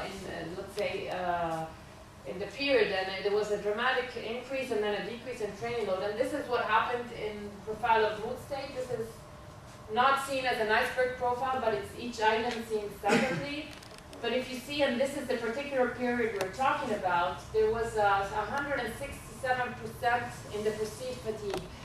From my experience, the profile of mood states are pretty much the same all the time. I mean, they can shift for 1 or 2 points in fatigue and vigor according to the weeks, but normally each athlete has an identified, let's say, profile. In this case, 167% in fatigue and a 38% decrease in vigor. Plus, if you see, it started to change also in anger in this case, and so on. Depression didn't change, tension didn't change that much, which means still on the functional borderline, non-functional overreaching. Because when depression starts to change, then it's already a big problem. So let's say that based on the literature, the profile of mood states is one of the first and early warning signals of non-functional overreaching. Together with, let's say, the subjective response to training, performance decrements is a bit later in step. So when you start noticing only performance decrements, it could be a bit too late. And then you have all the laboratory tests that just confirm a status or not, let's say. So basically, I would say this is the idea behind the diary. So taking together our 14-year experience in collecting data from athletes and seeing what was present in literature and having, let's say, a clear vision of what these different typologies, functional, non-functional, and overtrained athletes look like from a psychological and a physiological point of view, and we put together. Perception of fatigue remains one of the key elements. Athletes need to understand how they are perceiving their training, and they need to be also educated to really understand if they're going over. Because sometimes when they feel more fatigued, they feel they're not performing, especially on the more amateur side, they push more, and that's extremely dangerous. So just to conclude, it's, for our experience, extremely useful in the prevention of non-functional overreaching. We are trying to do some research because, if this is a negative side, let's say, theoretically this should be the positive side. So we're trying to see if it's actually able, that would be a good way also of using this, not only in preventing, let's say, bad outcomes, if it could actually predict peak performance. So theoretically, when the athlete is on the down edge, it could be that actually it's in the what's called the readiness to train. If you know how tapering works, you know that it has tapering can take from 1 to 3 weeks according to the athletes and so on. And not always after tapering, you really are able to find the peak performance of an athlete. So that's also a kind of a gray zone in terms of monitoring as well. So this is something we are kind of working on as well. Keep it simple is the motto. So you can't monitor heart rates on 100,000 things because it's too time consuming and you're not going to be really able to focus on what's important. So of course there's still a lot of studies on the heart rate variability and so on, which I'm not saying are not important, but again they enter more in the, let's say, physiological part where you're kind of trying to understand if you're in overreaching and overtraining. And this is more on the preventive side. That's now being really well known. Psychological, perception, and then performance change. And so it's also extremely interesting for individual training. If you have a long distance relationship with an athlete that you're not always able to see, so you maybe see him only twice a week, and for the rest he goes to long runnings, and you see if he's adapting to what you told him to do. And especially for our experience, also if national coaches want to need to call some athletes to enter the national team, and they really need to see how they're performing. They can't base themselves only on a performance maybe 3 months before, because that's for some sports how it's seen. Okay, you're performing well. Okay, you're going to be part of the team for the world championships. And this way, they can really see if the athlete is actually performing well at the time they need him. So the difficulties, of course, is in the research process, as I told you, because of it's not ethical to bring an athlete in an overtraining state. And another problem is always to have the motivation to keep athletes, at least for research purposes, that's on my side, keep filling it in consistently. So these are the major difficulties that we found out. But apparently, for what's our experience and the research behind it, it seems to be a valid tool as it's been just published now, just recently accepted. And I think with that I'm done. For you that are interested, I'm a member of the Scientific Committee of the European College of Sports Science, and it's going to be in Malmo in 2015, and it's the European biggest sports conference. Okay, thank you very much.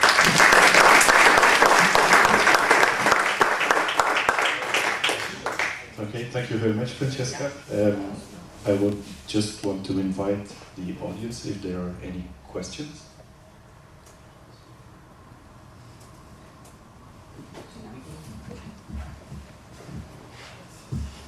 I had a question about the heart rate variability.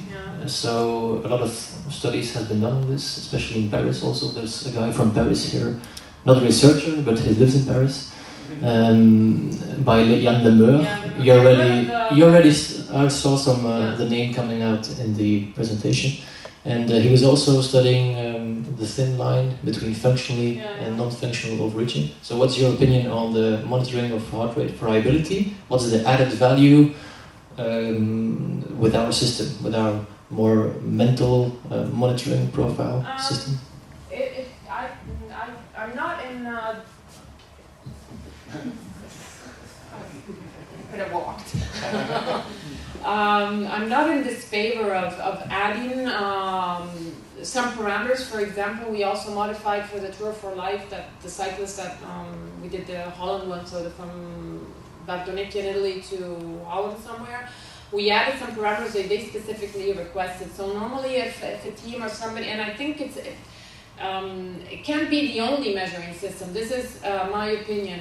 Jan has very interesting research regarding also the reality, if you want, of the supercompensation after functional overreaching, which I find extremely, extremely interesting. But I think that heart rate variability cannot be the only, and it could be even more complicated because you have to ask the athletes to perform a series of things.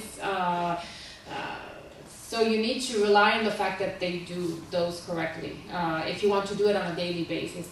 And I think the main motto of keep it simple, this is not only mental because it's true that it's mental because it's perceptual, but I mean, you know, the session RP is validated against heart rate. So in a way it takes into account the internal training load, but from a physiological point of view. So this is just a combination, if you want, of physiological and psychological, while alone heart rate variability can't really tell you anything. They use it to distinguish the bit between the parasympathetic and the sympathetic type of overtraining, but also that is, I think, a kind.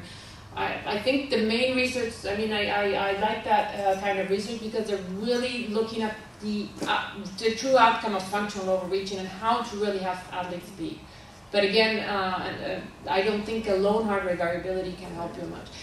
On a practical point of view, I'm saying, again, you can use it if you are in doubt of an athlete, then you can monitor it for a certain amount. But on a daily basis, I think it becomes a bit tiring for the athletes also to continuously monitor their heart rate, you know, when they're waking up and then all the rest.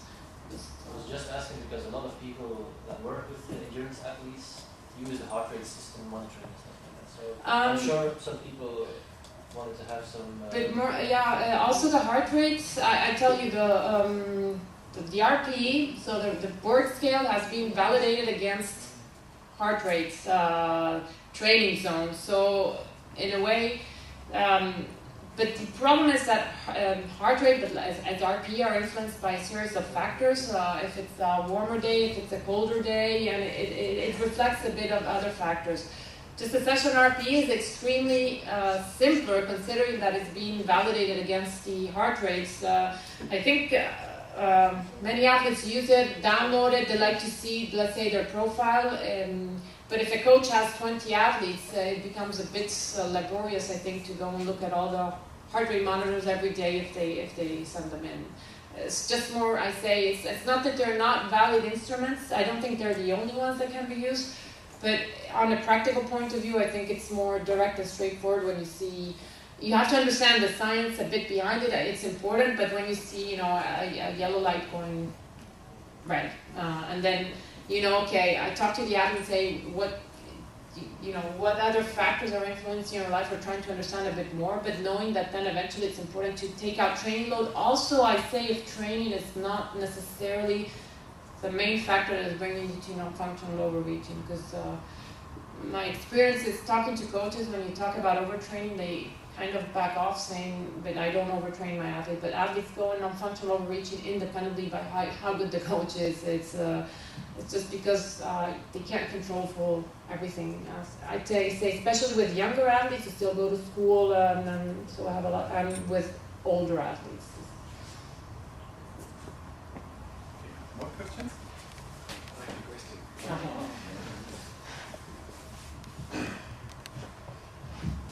question. Yesterday I had a talk with the Basketball Federation. They were very interested in the monitoring system, but they had a question on what the lower range is of age for kids to understand the pumps, and is there any knowledge on this? Yes. Well, the one we used wasn't validated for children. I think there are profound mood states for children, honestly. I'm pretty sure there are validated ones, but then it's a Belgian?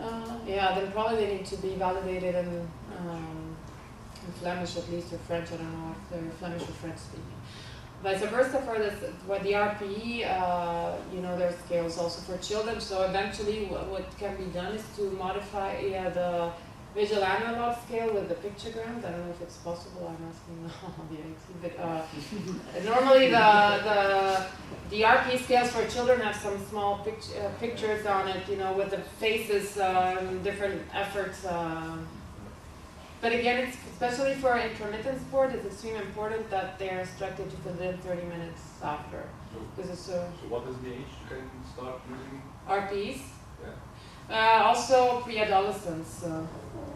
We had experience with triathletes that were very, very young, 8 to 9 years of age. But I mean, the literature talks about adolescents. That's pretty, let's say, safe. With the younger ones, we personally had some problems, but probably they need to be instructed a bit more. We had some problems because we monitored a race, and 30 minutes after a race, an 8-year-old tells you that he's has zero fatigue. But they have to be really instructed to think about not how they're feeling at the moment, but how they were feeling during the race. So that's the only risk that you get, and then we have problems with. So you can't introduce another test to see whether he's competent to do the execute the. Well, what you can do is just. Because age is not always. Yeah, I know. Especially for young athletes who are performing very well, probably their mental age is much. It's more than. Yeah, I agree, perfectly agree. Young athletes who perform well have the ability to understand their fatigue much more than, let's say, same age counterparts who just do sports occasionally. Because they're used to, I don't know, also for longer sports, they're used to pace themselves, and the pacing for endurance events is basically based on RPEs, how you feel in that moment and how much of the distance is still, do I still have to do, and based on this information, let's say your brain integrates it and kind of helps you set a correct pace. That's based on experience. But that's because they are able to feel how they are able to compare how they feel in that moment compared to how they thought they would be feeling in that moment because of their experience and on their high level.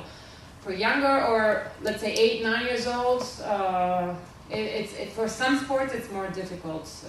At least we found with triathlon, but probably because the instructions, we did it only once or twice, I think. The instructions were not done correctly, or 30 minutes after they just told you what's your RP 0, but of course that's because they have a very high recovery, but that's not the point. They had to think about how they felt during the race, but probably it's already gone in their memory. They're just thinking about what TV program they're going to be looking at in a few minutes. I don't know. So, so for the validity, probably what you would be doing is a retest on a similar kind of workout and see if the response is the same. Also, according to what you think the RP should be for that workout. Putting together these three information.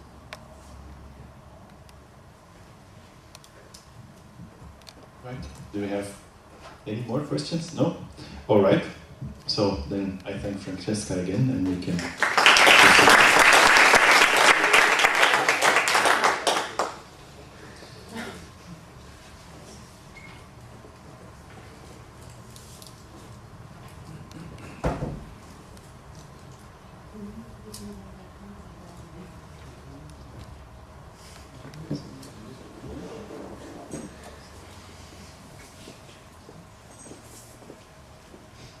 Just waiting for the beamer to restart.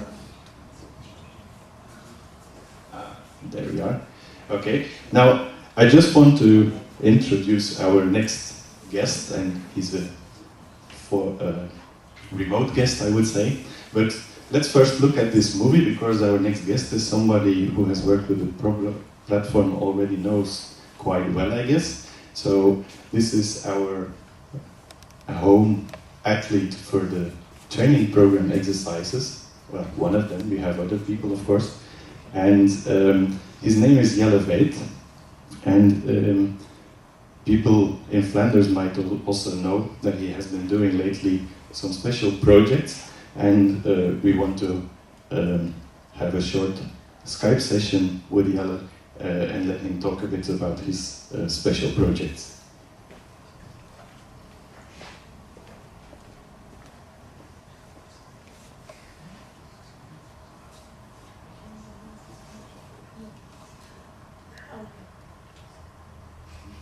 Okay, Jelle, can you hear me? Yes. Okay. I just check if we can hear you. Can you say something again, please?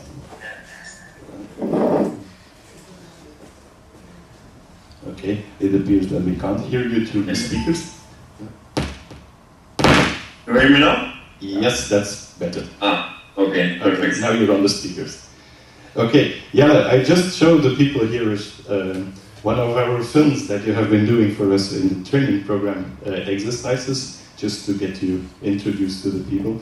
But I have also been telling that you have some special project that you are actually completing currently. Could you please tell us about this project?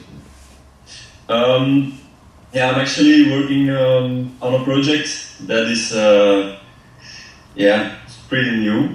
And the plan is to go to every mountain, every biggest mountain on every continent. It's called the 7 Summits.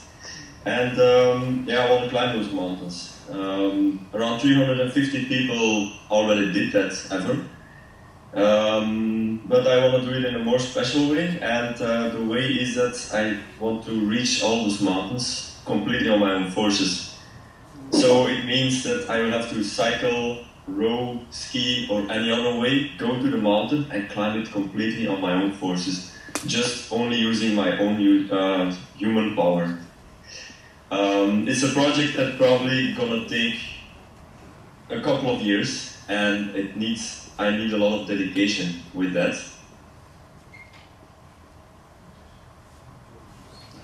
Okay, Jelle, we have an interruption here, probably because you started loading the extra screen. Oops. That's always a risk if you rely on Skype to do your talks.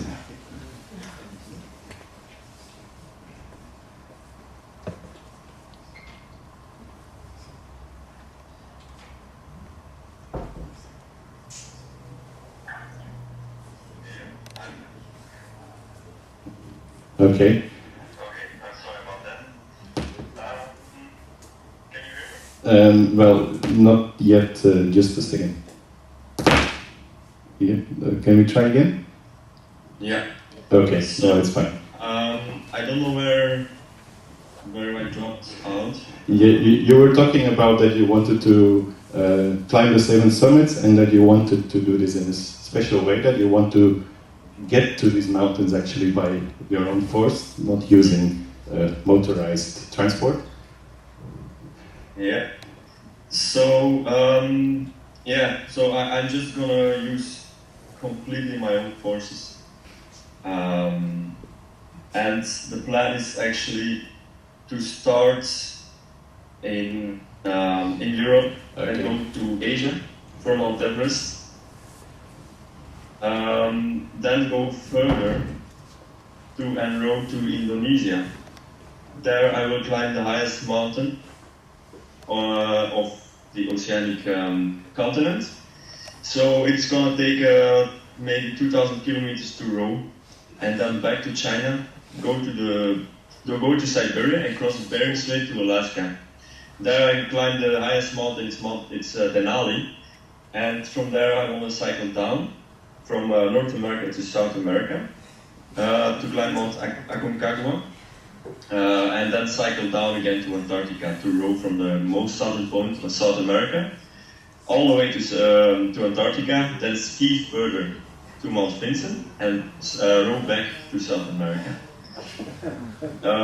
From there I will cycle again, going up to Brazil, and from Brazil I will cross the South Atlantic Ocean to reach South Africa, which is, it's gonna take a couple of months, of course, to row this ocean. And then from South Africa, I will follow the east coast of Africa to Kilimanjaro and then head back to Belgium. And then there you will climb Barak Michel probably. Sorry? There you will climb Barak Michel probably. Yeah, something like that. Okay, yeah, so sorry, and on the map we can see that there is a part that is indicated in red. As far as I know, this is the part that you already completed of this journey. Is that right? Yes, indeed, that's right. So last year, so in 2013 in July, I left Belgium. I left my hometown by bicycle with all my climbing gear, all my camping gear, everything. It's around 80 to 100 kilogram bicycle. I left to Mount Elbrus in Russia, which is the biggest of geographical Europe. And then I continued my trip to China and then through Tibet, crossing the Himalayas to climb Mount Everest. So yeah, I already did that part. Okay, so it's, I think for everybody in the audience here, it's very clear that this kind of enterprise takes a good preparation, both on the physical and also on the mental side. Could you tell us a little bit how did you prepare for this enterprise? In the past, I was preparing, I just trained a lot. I've been doing sports my whole life, my entire life. I got a lot of experience by cycling in Europe, but on this preparation, I specifically prepared by training just a lot, just doing a lot of endurance training, as well as doing some strength training for climbing mountains and such. And mentally, just preparing is mostly working on it all day and trying to, just trying to see what's gonna happen in the future, but not really thinking about how to train mentally. It's not that easy, I guess, I must say. But anyway, we're all convinced, since you already completed the first part, that you are quite a strong person, in fact. So, but in any case, we have been hearing all kinds of stories of your trip. So actually we asked you to prepare some pictures, and maybe you could tell us also some special experiences that you had during this first journey. Yeah. So actually what you see here now, this is kind of an overview of all the 7 summits I need to climb. So that's something I already told about. So what I actually already did is this part. So that's crossing the whole European continent until Mount Elbrus, which is somewhere here. And then I crossed Kazakhstan, which is a huge dry steppe. It's the biggest dry steppe in the world, so it was a big challenge, especially the loneliness. And the dry, it's just dry, there's not a lot of water, so you need to be prepared, you need to take in water, 20 liters you need to take with you. And it's a rough place to be. Once you cross that, you come in Kyrgyzstan, where there are more mountains, more water. After that, you cross again the Taklamakan Desert, which is the second biggest sand desert in the world. So it's again a hard place, and after that it's Tibet, which is even the worst place, I guess, because it was minus 20 degrees there, average altitude of 4,500 meters, so which is pretty high. It's almost the height of Mont Blanc. I cycled even at passes of 5,200 meters, so that's higher than Mont Blanc, which is a very demanding task to do, especially if you're carrying all your equipment. And yeah, the altitude can cause some problems as well, since sometimes you're on the road and you are going up too fast, so I have some problems getting altitude sickness, but that's just because of going up too fast, for example. I went in 2 days from 2,800 to 4,700 meters, which is not the best way to acclimatize. And yeah, after crossing Tibet, it's into Nepal, which was pretty easy and straightforward. And for example, here is just a picture of me on the summit of Elbrus. So that's the highest peak of Europe. And here is one of me on the highest mountain pass I've been on. So that's Tibet. That's just crossing the Himalayas. There it's like -20, -25 degrees Celsius. So it's a very cold and harsh place, but luckily there is some asphalt over there. The thing is, once you're in Nepal, you start preparing again for Mount Everest. You already cycled a long time, but the problem is you cycled a lot, and it's a completely different thing than climbing a mountain. Of course, you have a lot of stamina, and that's a good thing, but it's not the perfect preparation either. So I just went there trying to run, trying to hike as much as possible with big backpacks. And yeah, here's, for example, another picture of my preparation. This was with SpartaNova itself to have some injury prevention. So, for example, in the whole trip I never had a single injury, so I was lucky with that. Because I think I was cycling 6 to 8 hours a day. So that's quite a lot. But then for Mount Everest itself, I want to do it without supplementary oxygen as well. So it needs a more strict preparation even. So the plan was as well in 2014 to climb it, but then an accident occurred with where 16 Sherpas died. So all expeditions got cancelled, and now I'm preparing again to do Mount Everest in April and May. So probably somewhere in winter I will go to Nepal to prepare very specifically in the mountains and acclimatize for the mountain again. Okay, thank you for this story about your first leg in the road trip. We also know that you went there and that this project you were collecting funds for a special project in Nepal. Maybe we can take some time to have a short introduction to that project also. Mm-hmm. Yeah. Actually, so I was raising money for street children in Nepal. It's a Belgian NGO, and the NGO is already 18 years old, I guess, something like that. And it's a beautiful project, you know. It's making opportunities for children on the street to give them education, give them food, give them shelter. They have now somewhere about 100 children in there, and another 100, let's say, 100 children they give education. So it's a very nice project. The reason why I'm getting the reason why I'm going for this for street children itself is because once I was a street kid myself when I was 17 years old. Because of some divorce issues between my parents and such, I started to live on the street.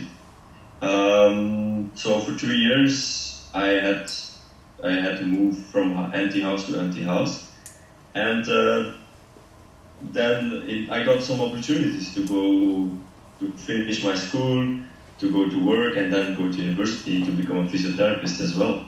So it actually made me the person I am now, of course. But for me, it's a reason why I want to do something for the street children in Nepal itself, because they deserve opportunities like this as well.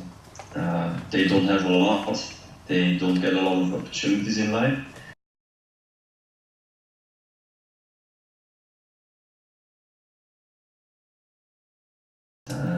As a street kid. Okay, I think it's about time that we round off, but anyway, Jelle, thank you very much for your introduction and for this very inspiring story, and hopefully see you next time when you're around in Belgium. Okay, thank you, and thank you all. Oh, thank you very much.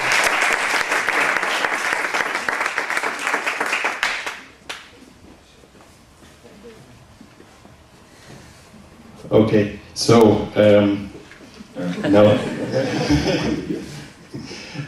we can proceed to the third part of the presentations, and Jampi, you take your computer? Okay.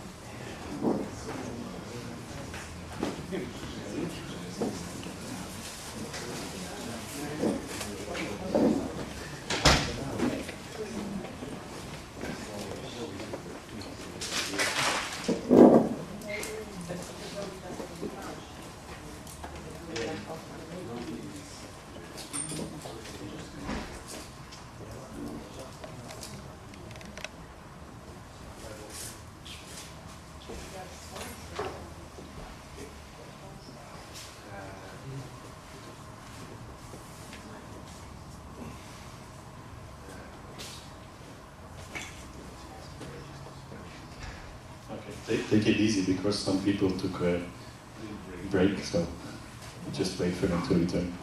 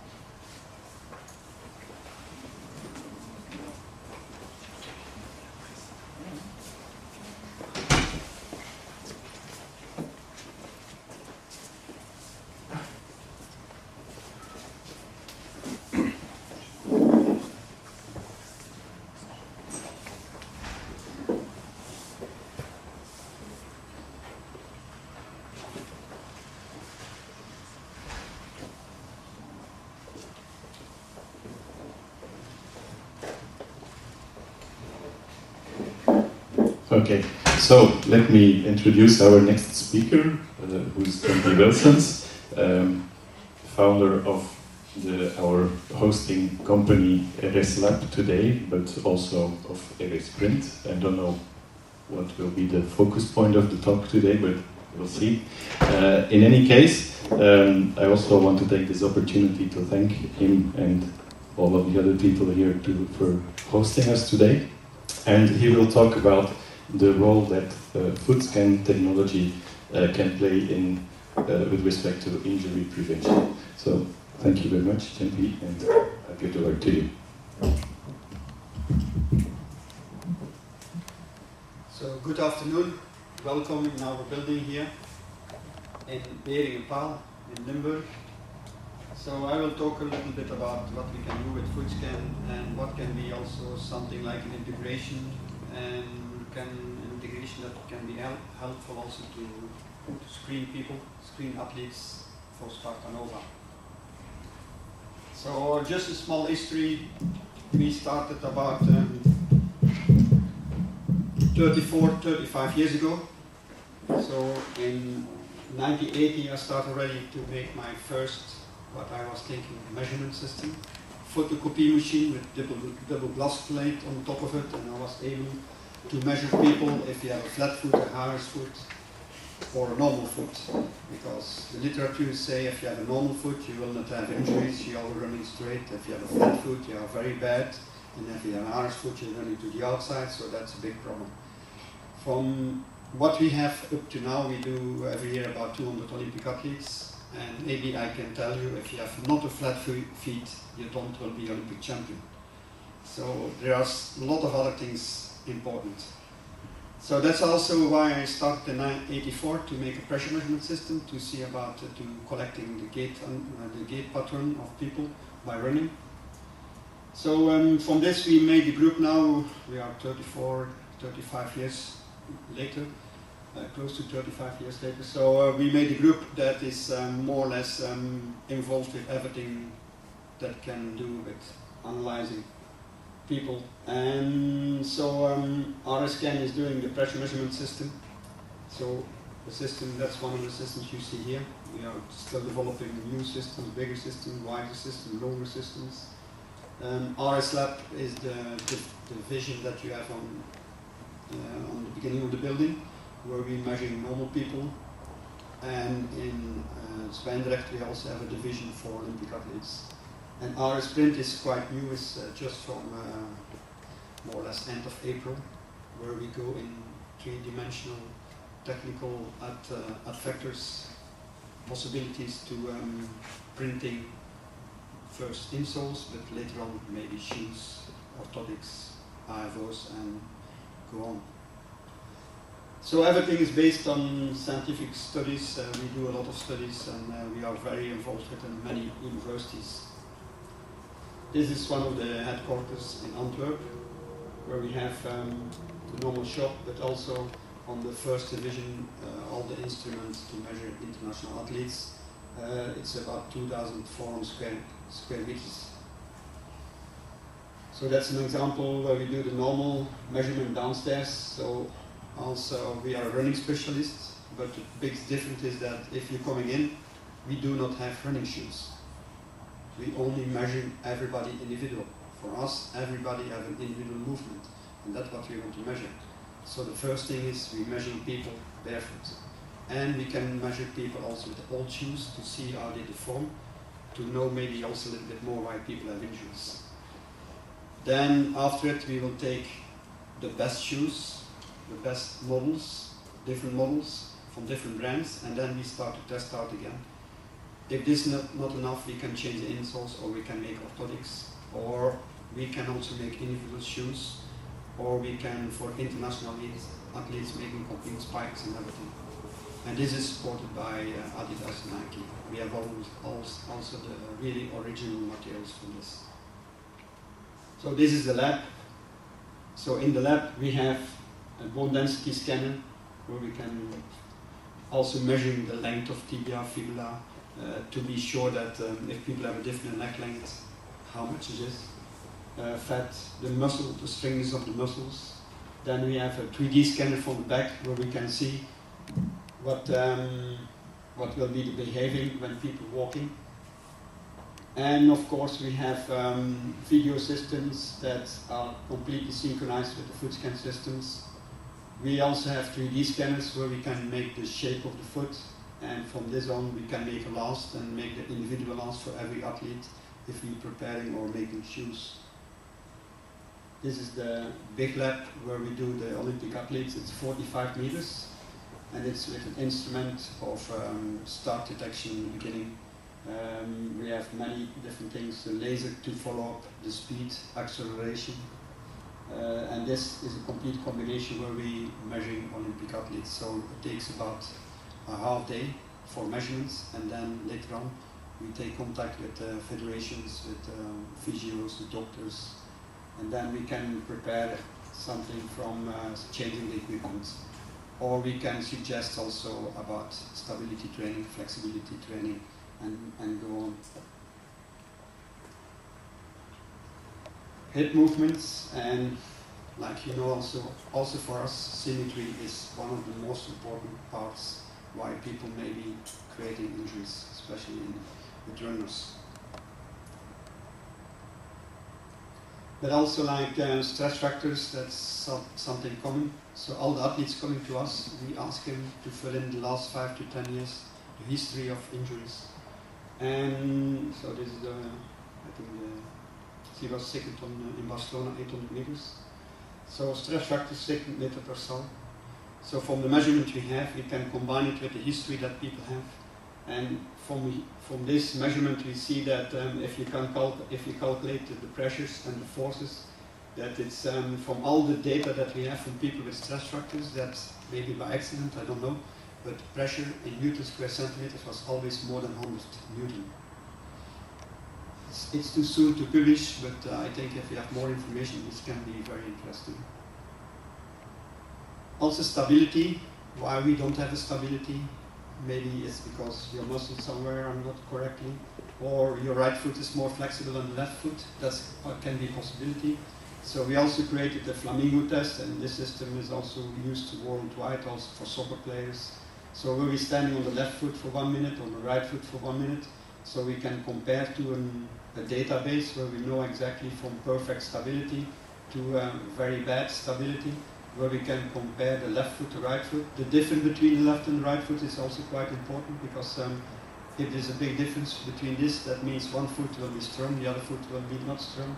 So that's a score that can help us also why people have some problems. The headquarters now here for RSCAN and RSprint is in this building. So it's a building of 5,000 square meters where we have the 3 divisions, the shop in the corner, and then we have the R&D for RSCAN International and RSprint, and we are on this level now. We do a lot of studies because I think it's very important to know what we're doing. We're creating also a lot of models, and these models we need to know where it's based on. So for us, movement, not only for human people but also for animals, can be sometimes quite important. Evolution theory, so this is a bonobo from Blankendaal in Mechelen, where we measured these guys for more than 3 to 4 years with the pressure and the force plate, and also with the wall on the backside, we try to find out the movements. Shoes, the equipment is quite important for us. So just an intermezzo, we did now more than 200 animals in Blankendaal. But sometimes we have a problem that the tiger is taking the plate and runs away with the plate. That can happen, or some other things going on, or apes throwing it away. What's the effect of an elephant on the plate? So I can show you, this is the elephant. It's also interesting, the elephant, because we're taking it's a big animal, so the pressure square centimeter will be very high, but it isn't, because you have the soft tissue. Oh no, I'm going too fast. So you have the soft tissue and the space, so the plate is just wide enough for 1 feet. Not for the biggest one, but for the normal ones. So, and if you start to calculate the soft tissue here, you go up to 40, 50 Newton square centimeter. And human people with landing on the hill, really landing bad on the hill, you can go up to close to 200 Newton. Maybe it will be broken, but we have much more pressure coming on in our metatarsals and on our heel than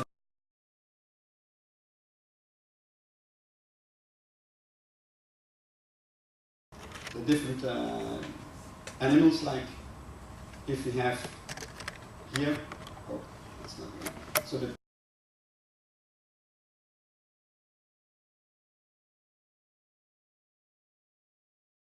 just using fork because it's running too fast. The cow, like where we have it, the Przewalski is a horse, where he is running only on the third metatarsal. The cow, the wildebeest, one of the oldest cows, it's standing just still because it's eating grass. So depending on the speed that it's doing, they have a special and different relation from the original 5 fingers up to a different pattern that's totally different, like the kangaroo, only he's running on the third metatarsal, nothing else. And this has to do with the relation of speed and what you need to do to standing still or moving fast. Also for us it was quite important to know, you know, the tibia, fibula, the femur that already was coming from fishes 360 million years ago. To make the story shorter, we go to the monkeys. They are climbing, and all the animals that start to climb have another position of the hips, and that's when the position of the hips was changing. They can also walk more on 2 legs. Quite important. And of course, we see that from a hand, that he was walking with a hand, that orangutan, chimpanzees, the bonobo is just between, but not so big different from chimpanzee, and the modern human, that the first ray is completely straight, still separate from the other ones, but still it's more straight and it's more or less the same length. And also the volume of the first ray is the same as all the volumes together from the 4 small tones. The foot is quite complex, but as a physio you know everything, so all the ligaments, all the muscles. So, but we know that it needs to be flexible before it landing, it needs to be stiff on the ground, and it needs to be stiff and pushing off, and flexible again. And flexible between to have shock absorption. Quite important also that we cannot find in any other animal is the fascia. So if we look to the human people, the fascia is quite developed, and you cannot find it in any other species. We are the only one. That's why we can stand still. That's why we can stand so nice on 2 legs without any movement. That's why we can jump on 1 leg straight. If you have a bonobo, like we did a lot of studies also with the bonobo from the Circus du Soleil, and this bonobo was able to biking, to do everything, but jumping on 1 leg, jumping straight was not possible. You're always falling down. And that's the position, that's the fascia and everything. So that's only an evolution of the last 4 million years, let's say. And this fascia, of course, this plays also a big role to have the foot stiff or flexible. So the windlass system, you know, also is quite important. And also this is something stupid, but if this is at a disorder on the left, on the right side, for an athlete, the straight length will be not the same, and problems are starting, and it can come just from the big toe and the fascia. So of course studies for us, especially for us, specialized in shoes, is why we have shoes. So the oldest shoes we found, it's about 10,000 years, 15,000 years ago, before the first, before zero. So why we use a shoe? To protect you. It's too cold, it's too hard. There's a lot of reasons why we need shoes. We are not always normal in the nature, and the temperature not always nice, it's not always nice sand or grass. So that's why we find it also interesting to measure human people that have never used shoes for generations long. So this is one of the studies from Christian Darou. We have another study in Africa, and one is now going on in South America, and it's the same result more or less, that we see that these people, so if you compare people that never use shoes, then of course like this is from India, south of India. Some people that using shoes, but in Indians are using maybe half of the time of us shoes, most are barefoot also. And then let's say the European Western people. And if we compare this one, it's keep it short. One thing is there's no deformity of the feet.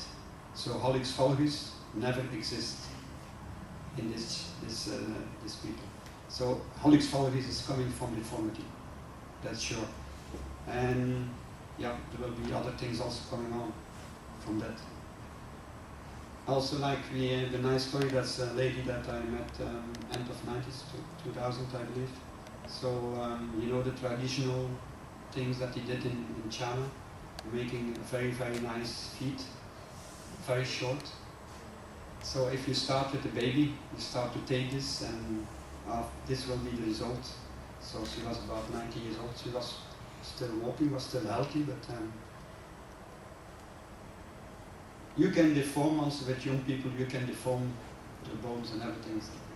And also with ladies, we know that we're always blaming the ladies, but maybe we like it. I mean, the men's like that ladies have high heel shoes for nice legs maybe, but I don't know, so the ladies can blame us, but it's not always so healthy to using the shoes. Most of all, much too narrow. Also the shoes you gliding down, it doesn't fit. And this is maybe 6 centimeters, but if you go up to 8, 9 centimeters, 10 centimeters, sometimes you have 90% of the pressures coming to your metatarsals. Can be healthy. But it's nice sometimes. You need to look at this. So shoes are quite important. This is a very early study we did with Adidas in '87 with 660 athletes. So because then it was already a running store. So the athletes that we scouted, we looked to them, and this was athletes that was sent by doctors or physios to us because they was thinking it have something to do. These people have an injury because they don't have the right shoes. And if we looked then to the abrasion, so we found only 25% people at the normal. Diagonal pronation, so abrasion on the heel, and then too much pressure on M2, M3 was most of all 45%. And people that pronating too much, really over-pronating, excessive pronating was only 15%. So sometimes it's oversaturated about pronation. Supination, landing and supination completely, 10 to 5%.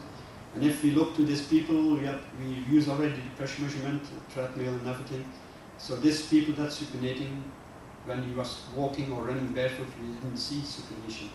So it was because they deformed the shoes. So supination is not really existing if you're running barefoot or walking barefoot, but it's more because the forces and the pressure are too long in time, and that's why you're deforming shoes.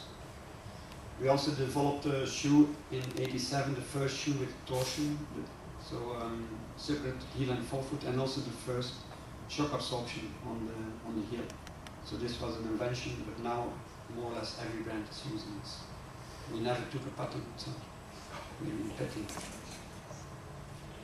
But still, these people that we assume that people was sent to us because the injury was coming from the shoes, so we couldn't solve all these problems. There was still other questions about it that had an influence. But one thing was sure, that 44% of people that thought they bought a good shoe, a very expensive shoe, was running with the wrong shoe, not the right correct shoe for them. That was also a nice conclusion.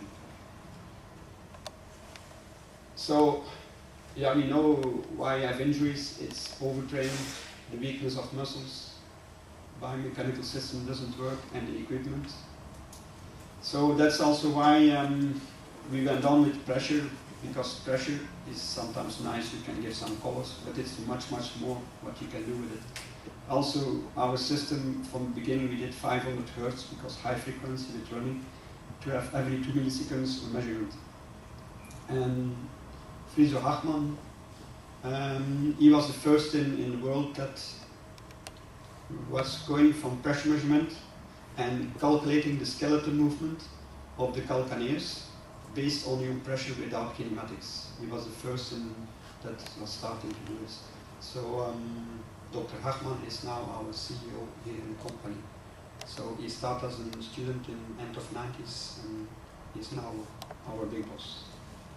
But what we did with it, based on what we know from his PhD, we did a European project some years ago, a footprint, where we was taking from collecting the data from pressure, from 3D data, and making shoes or going to shoes in the future. So this was, we got some people from different universities. The KK is locally from Kiel, that's the high school from the from orthopedics. Also Eindhoven, Fontys was involved, Maastricht, then Newcastle. Half of it was companies and half of it was universities. Also Anybody, that's a company we're working very, very close with them in Denmark. So we have pressure. What we can do with pressure? Can we do more with pressure? You see something and the problem is if you only look to videos or if you only look to pictures and colors, everybody sees something different. And everybody have a nice explanation. But if we start to divide the foot in different frames and different positions, like we know the skeleton, we have always a calcaneation contact, we have always the 5 metatarsals contact. And if you find out the pressure and what's going on between one and another, the center of pressure is one example. By starting to calculate more things, you can find also more reasons why people can have a problem. Center of pressure was not enough because center of pressure is following the total feet, but we know that the subtalar joint is totally moving sometimes independent from the forefoot because you can have a pronation in the subtalar joint, but still a supination landing on the forefoot. So that's why we start to split this foot completely. And on the end now, with a footprint, we started together with Anybody, and we started to have a skeleton that is moving. So based on the pressure, we give this pressure to the skeleton model, and then you see the forefoot pronation, you see the high pressure here. And if you look from the backside, you will see also this movement when he's pushing off. So this was the first start with a footprint some years ago. A footprint was finished last year in September. And in September we started a new European project with Add Factors, where we also going to mini factoring. The idea is to bring the factories of producing shoes back from Asia and starting to produce more with smaller factories in Europe, more personal shoes, more functional shoes. So the idea is that, and that's the new model we now made with Anybody, that we have every joint involved. So the skeleton is completely every joint involved, so it can move, have this freedom. It's, you can place it in foot form, so we have more or less something like the skin. And for this also we have now on this moment all the ligaments connected and also the muscles connected. So if we're driving the model, we can start to calculate, it's a calculation, but still, we can start to calculate the forces going to the muscles. And also here you can compare left and right, you can find out why people have the problems. Together with the foot scan, we can calculate the subtalar joint movement, we can calculate the forefoot movements, we can calculate the function of the hallux, like I told before, and one. Then we have also the total foot. We can also see about metatarsals problems, so all these things can give information like an expert. Also by the model that will be finished normally in 1 or maximum 2 years with all the muscle activity. We compare it already with EMG and we are very close to the muscle activity that we can collect from the patients in validation for EMG. Another interesting thing we did was with Army in England, with the Navy. So this was 640 new recruits, officers that want to be an officer in the Navy. So they're doing 40 weeks heavy training. So and they was asking us, can you predict the fallout of these people? So we start to measure everybody with the foot scan, and we brought them in a low risk category, medium risk category, and high risk category. This was done by Colonel Dr. André Franklin Muller. And there was really scientific difference. So if we look already after 7 weeks, we saw that after 7 weeks, the low group only 13% fell out for more than 2 days, medium group 30, and the high group was 56. And I believe, I'm not sure, but I believe after 14 weeks, the fallout was close to 70% in the high risk group. And if we compare this with publications, you have publications that people say if you have some activity, 30% fall out, there's some activity, some publications also talking about 70%. But that means that we can more or less predict. But it is nice what you do with it, because the army want to use this and say, okay, we test you before, and if you have an high group, you cannot go for officer. But that's discrimination, and that some guy went to the court and he couldn't do it. So the next idea was what we can do on this problem. So they took 200 people without orthotics and 200 people, again 400 people they tested and followed up. 200 with orthotics and 200 without orthotics. Orthotics was calculated blind, only from foot scan. No podiatrist, no physio, no doctor, nobody involved. Only the computer was creating the orthotics and calculating the orthotics, foot height, movements, corrections and everything. And if we saw after 7 weeks, because you know from the past that they always had about, I think after 1600 hours training, they fell out. So now it was going down to 4666 hours. Of course, this was only 7 weeks.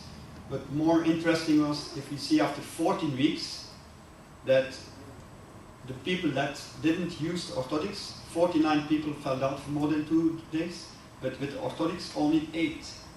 So we had a very high reduction from 66% in the high risk group, and overall 31% is quite high score. So some podiatrists don't like it because they say, yeah, that system can take over our job because then they can make an orthotics. But you know, you're working with patients, anamnesis is quite important. If you add all these things, you can do more, you can do better things. So I don't think we take out the podiatrist.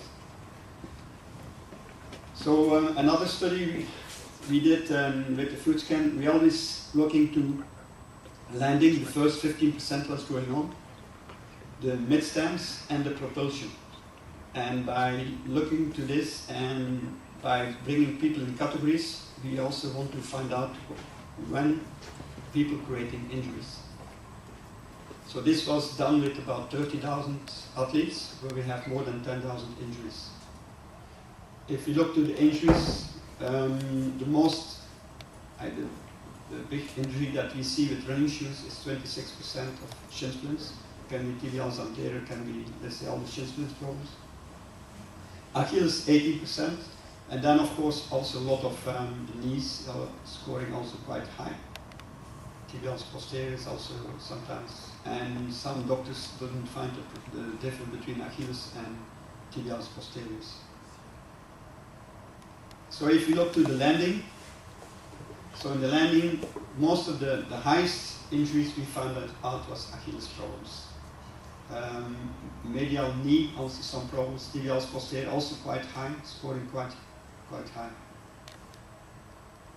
So Achilles problems, and most of all, if you see also, it's not a question that they're scoring very high information, but most of all very fast information. When they are landing, the initial contact and the pronation is going on very fast, that creates most of the Achilles problems. Also tibials posterior, the same story. So these are our balance line that we're calculating. So we see when it's landing in supination and then suddenly going in very high pronation based on pressure. So that's typical. Tibials posterior need to control the rear foot and can't do it, and you have a problem with this. The fascia also is a big problem, but this is most of all when we see too much movement also in the midfoot. Also, this was We did a big study also for the Olympics in Beijing. From 2004 to 2008, we worked with about 1,500 people in Asia, basketball, volleyball, also athletes. And also a lot of these people are running with shoes that too much flexible. And we see that these people creating problems with that.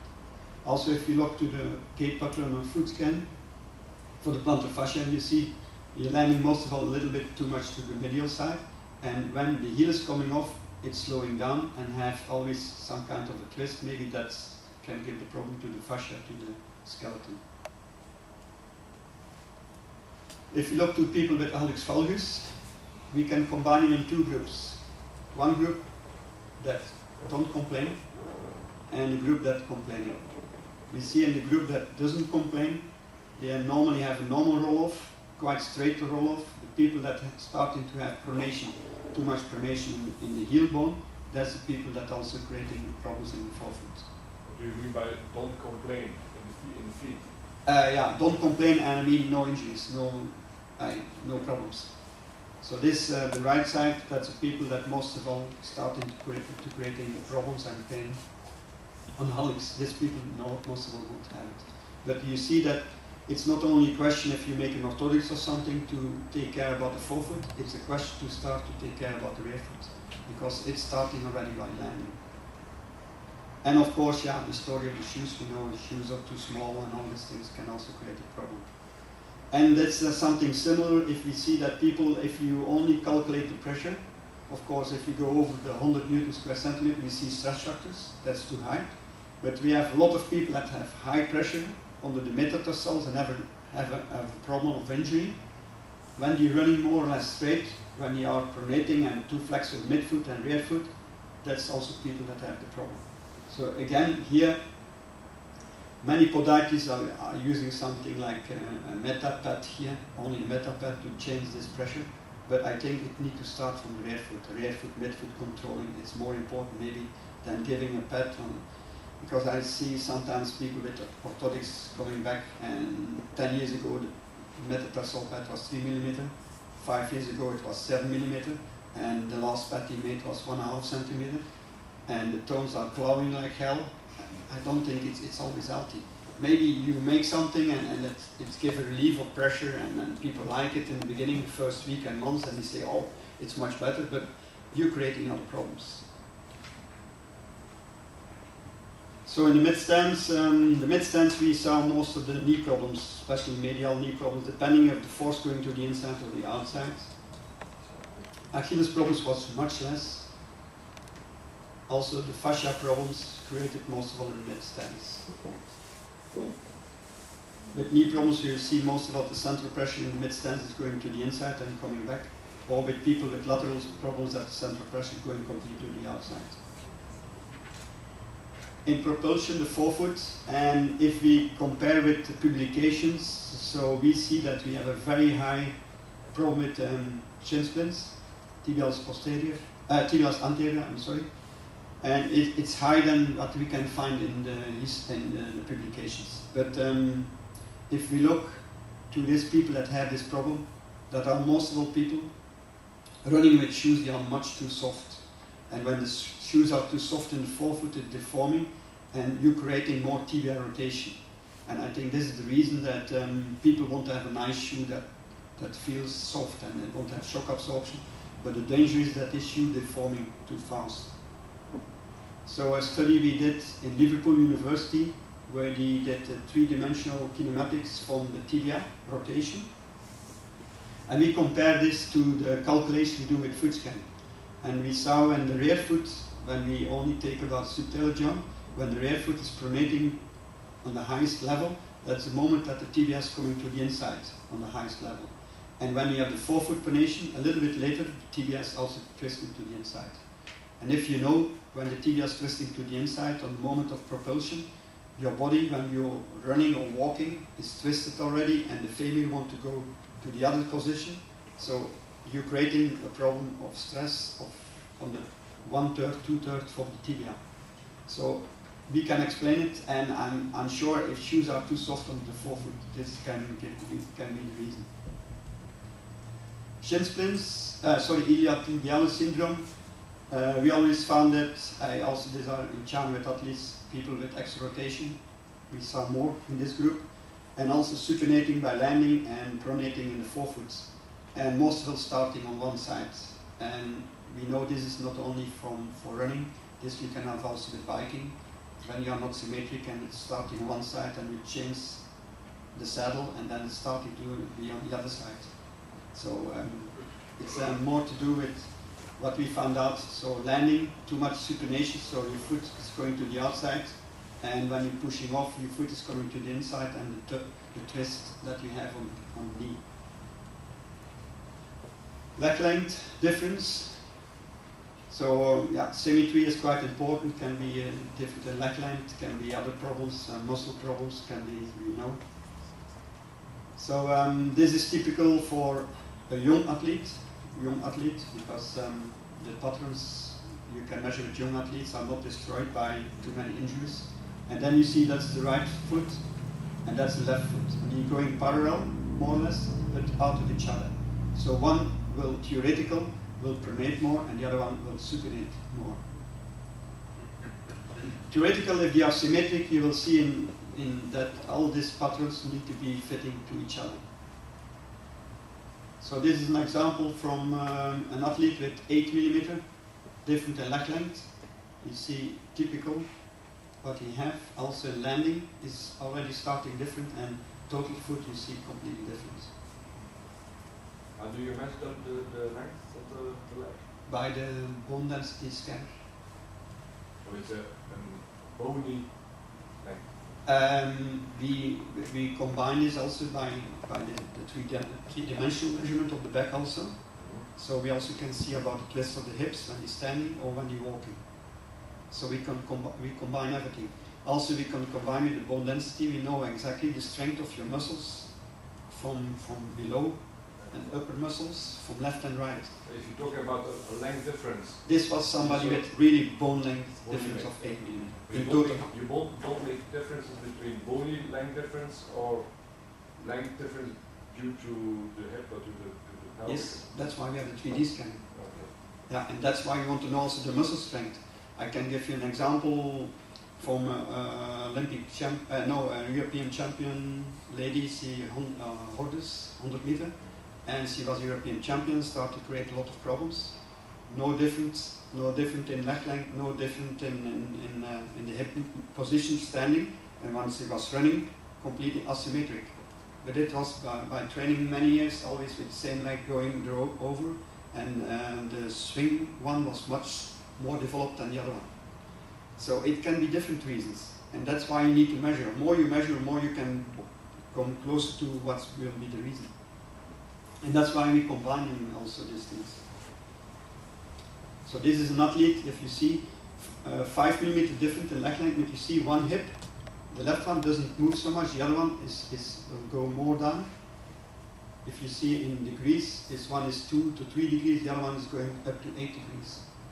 So, but you need to do the total exam about this. Okay. So this is the same athlete from before. This one. That's also interesting. That is before we change the shoes. And this is the same guy with a correction of 4 millimeters, not 8 millimeters. And I'm talking on many conferences worldwide, and many people have the same result. Most of all in an athlete, if you change only 50%, it looks that the other 50% will be taking care of your body. I have another example like we did in the 90s with Mohamed Mourid. He was world champion in Belgium, from Morocco. And he always had a lot of problems. And after 6 months training, always problems like hell. And he had 18 millimeter difference in leg length, 18. And we built up millimeter by millimeter every 2 months. And after 1 year, we had about 8 millimeters. And from that on, he was able to train normally and had no injuries anymore. And he was 2 times world champion cross country. Later on taking out for something else, but we did our job. So the running shoes are also quite important. to help people to have no injuries. And my story is always, the shoes are weak, the midsoles, the EVA is deforming. The problem is, if the shoe is new, 4 weeks later, it's not new anymore. We have athletes that train more than 100 kilometers. That means after 400 or 500 kilometers, the shoes is over. I need to be honest that some shoes, the more softer shoes, that normally you need to take new shoes every 500 or 600 kilometers, not longer. I'm an old man, but I'm still running up to 100 kilometers. That means every 5 or 6 weeks I need to have new shoes. Another story is that I can tell about Paul Radcliffe. He never runs longer than 2 weeks with the same shoes. He was the worst athlete about movements. He never ran longer than 2 weeks with the same shoes. So running shoes can be quite important. We know. I think it will take too long if we start to talk about barefoot running and everything. I believe in barefoot running, and it's also something to train your muscles and everything. But I didn't find one athlete that is close to Olympic champion that is running barefoot. But it makes sense. Also, when we was running in the past, and still, when you do an interval training with your spikes in the summer, you do your spikes out, you start to run, cooling down on the grass without spikes, without socks. You have a good feeling. It makes sense. But telling people in New York to run 10K on the street without shoes, I think it's a little bit black and white. Everything is... What do you think about the figure shoes? Do you still see them? Yeah. It's not so much anymore. We selling the figure. You can buy them here. So people tell it's also a discussion about running on the forefoot or running on the foot.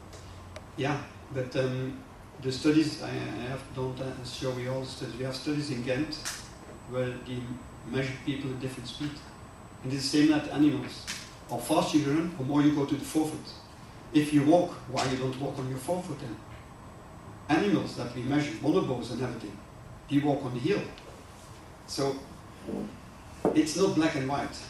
If you have injuries, yeah, okay, by changing your style to the forefoot, maybe that injury is out. But sometimes the step length is much shorter, you're running slower, and it's a lot of effort for many people. If you, I don't know, maybe I oversaturate that, let's say you are 80 kilogram. Okay, so you will run the marathon of New York, the business marathon, in 6 hours. Can you imagine that in 6 hours you will run on the forefoot, the 80 kilogram, or maybe other one from 100 kilogram? So I think common sense is quite important. But we have many athletes that are running always on the forefoot. Paul Radcliffe was always running on the forefoot, but he was always running 20 kilometers an hour. If Lieberman, I was on a conference in Denver, and Lieberman was telling to people, everybody's wrong. You all run on the hill. The slowest world record in athletics is on the forefoot. But you know that's the marathon, 2 hours 3 minutes. That's 20 kilometers an hour. That means it's 15 seconds on 100 meters. But that's for many people sprinting. So depending on the speed you're running, I think it makes more sense to run on the forefoot. But if you're just warming up and everything, normal athletes running on the heel, and you go to the forefoot, you're running faster. So need to be careful in these things, but everything has sins, but common sense, I think, is the best one. Yeah, we know that why you need to put too many things sometimes in the shoes, because it's deforming. It's not a question that you're changing the style of the runners. It's most of all because you don't want to have that shoes deforming and you're creating a worse style of running. So also what we now normally always doing, we measure people barefoot, and everybody have a mistake. If the shoes don't make the mistake worse, most of all people have no injuries. But if the shoes start to deform, you're creating injuries. So also you can look to shoes that are deformed like to the mid stands, but most of all this EVA is broken. Or sometimes if you only use a treadmill and you don't measure really, we see many people, they say, on the treadmill you have pronation, then you give them a shoe with a hard density on the inside, and then the shoe starts to deform to the outside. Because this EVA on the inside are much more harder than the outside, and you're creating another problem. We do now new studies with people running to find out the right shoes, and that's the same question. The shoes can be smaller and more flexible if you're running fast, and slower you're running, or more straight and more stability you need to give. Also from the studies and from the numbers that we have, for normal people coming in our shop, 78% of people, if you give them the right shoes, it's enough. And it's only from these problems, only 22% need to have orthotics. So sometimes they're giving too fast orthotics. If people have an injury, try to find the right shoe and don't make it too difficult and then go to orthotics. Also, like we know from real athletes, running off-road, you can have more problems of injuries. And not always running with the same shoes, especially if you have different speed, you need to have different shoes. You need to take different shoes, because otherwise if you're always running with the same shoe, you're creating some style that only is depending on that shoe, and that can also create injuries. Exercising, we know it's so important, stability, core stability, you name it, it's so important in this story. And running with the correct shoe, don't run with an anti-pronation shoe if you are a normal runner, or the opposite. And also wet pronation is the real in rear foot, midfoot, forefoot. You need to have the right shoe in this case. Also, if you're running fast and you have a stiff shoe, it will create too fast pronation. So it can also give a problem. So we're now doing with EVT in Belgium and keep a running project where from pressure and from the shape of the shoe we can create different uppers. So if you are a supinator, we can have the outside of the upper can, let's say, stronger on the outside and softer on the inside, or the opposite. So depending on the left and right foot, we make all the shoes individual. Also by putting different hardness that the midsoles don't deform. Also by giving different shock absorption systems inside, we're creating a complete individual shoe. We now, in the second year, we now in the test phase that we will do about 50 to 100 athletes that will start to train with the individual made shoe and to know how far we can go with this. Another thing we started, and maybe we can give it around.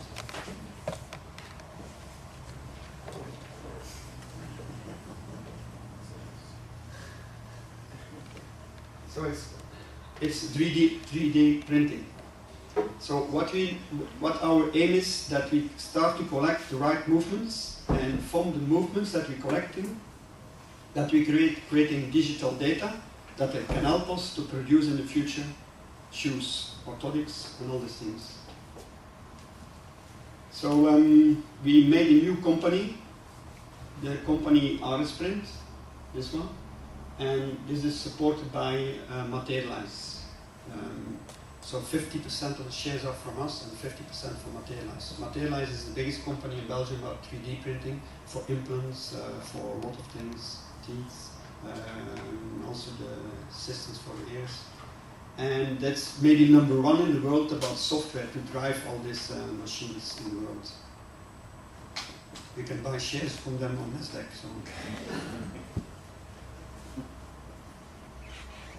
So we're now creating this orthotics, and this is a totally automatical system. So based on the measurements by walking and by running, we take an average of this. We're creating models about the shape of the foot, about the height of the foot, about the movement of the foot. And these orthotics are printed and can be different. So they can be softer in the middle, on the medial side, lateral side. We can change the hardness of this material everywhere. You can make it stiff like carbon, but you can make it more flexible. Also, if you feel it, we can give it a torsion that you can speed up a movement or slowing down movements. It's quite new. We are the first on the market, I think, with this to do that. And we're using also a lot of models where we can calculate this height, where we can calculate the corrections, harder, softer, Also the wedge under the heel can be calculated if you need to have a posting. Can be calculated on the forefoot or forefoot corrections. It's just the beginning. So the arch height and the movement, foot type, ligament, the muscle activity, because we try to find also the muscle activity. And also what we don't want to do, we want to correct something to create something else. So our orthotics also our models are made that they never have full contact. Because if you have a full contact orthotics, some muscles doesn't need to work anymore. And from other studies we did before with DPD, where we did 25,000 different foot types, that it's quite important landing. If you're landing and you have no supination, the problem will be that the that the lateral muscles, that by supination, that tibials anterior like tibials posterior, sometimes when you have no supination and you have a medial landing, that you're already overstretched and that you cannot work anymore. So creating the next step in more, again, in supination position sometimes will help. Supination is not always a problem. So this is quite new because it's a dynamical measurement. It's based on dynamical measurement. It's a dynamical insole, so the sole is dynamical printed and we have structures.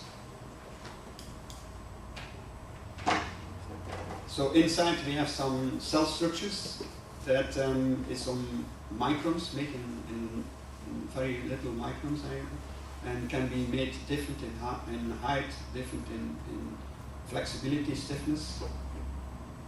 And we think because we're making for the left and the right also a separate insole, that we can also maybe helping to solve dynamical problems and also making people more symmetric. It's a complete program. We're starting more or less, now we do a lot of testing. People can come to us to the RS labs already, but maybe by end of this year or by next year it will be worldwide. So after the scanning will be sent over, the proposal will be given to the podiatrist, orthopedic technician, and he can change it, and then it will be produced here in this building from next year.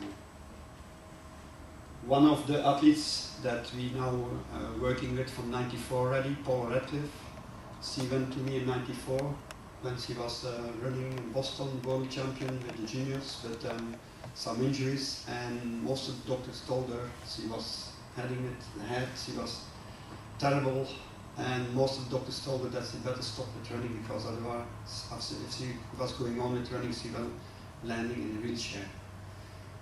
Paula is a nice example also maybe for you. She is doing still up to now, up to 1 to 2 hours stability training, muscle training, everything, every day, still now. She did all live, sometimes up to 4 or 5 hours a day. Stability training, unbelievable. She has a character, she want to be the champion. And everything went well. She ran the world record to 15. She had the second best time, 2:17, 2:17.5. The 3 best times I ever run was by her. Of course, London was coming on Olympics 2008. And then she was 38 years old. Maybe she wanted to force a little bit too much, and she failed, and she had a problem on the naviculari, and she was after an operation, everything was blocked like hell. So after the operation, doctors told her you never will be able to run, also not anymore for a job. We still work with her, and now she, maybe by accident, but she have this orthotics already, a few months. And now she was running a few weeks ago in Manchester, the 10K. She said very slowly, only in 35 minutes or 34 minutes. She said, I don't train anymore so much anymore. I only train 150, 160 kilos a week anymore. So not so much anymore. So, but if we see her running, it's slow motion, it's 500 picture, but this was already a few years ago that we're correcting a lot, but the shoulders are twisting always. Also the eyes are going out every step. It's crazy what she's doing. But by doing all the exercising, by really go for it, you see the supination by landing, you see? Then pronation. But the twisting is terrible, the shoulders and everything, nothing is symmetry. if you look from the side steps, he can be an example in performance. You see the step lengths he have here. He is now running 1,000 meters in 3 minutes, and the step length is, I believe, 1 meter 90. He is 174. But we compare with step length from Gebre Selassie. He is 1 meter 68. When he was doing his world record on the 10,000 meter, his step length was 2 meters and 7 centimeters. Every step length. So the impact, of course, and the timing is quite. The timing from Paula, I know it's less than 160 milliseconds. So it's a question of short timing and pushing off. Because this is 500 pixels 1 second. So she is happy, and I hope her dream is to run the marathon next year in London. That's it. Okay, if we go back to last things about study, if we also calculate like the injuries that we have, these are the groups of the weight and also the age. And if we do, and to be honest, this is not published, and this is only prediction and a mathematical model we made. If we know that we have the low, medium, high group of risk, the muscle training, orthotics, or orthotic and muscle training, then we see in our groups that, of course, if you're running only 50 kilos a week, we have high impact. 30 kilos a week, it looks most healthy. That means 3 to 4 times running a week, let's say less than 1 hour. That looks more healthy. And then if you're building up or more kilos you're running, of course, the more risk you have to have an injury. But you can bring this down. So I give an example. If we take the 75 kilometer group, we know if these people with foot scan low risk, we have the risk that you fell out is less than 20%. The medium group is about 25%, and the high group is about 35%. If we do muscular training, we saw in this group, and if you take the high risk group, we can bring this down. If you do it with shoes and orthotics, you are able to bring it down. And if you combine it, then you see that the results here in the end is lower than the low risk group that doing nothing. So I believe in the right equipment, but also the right training, and what we're doing here with SpartaNova. So a small demo.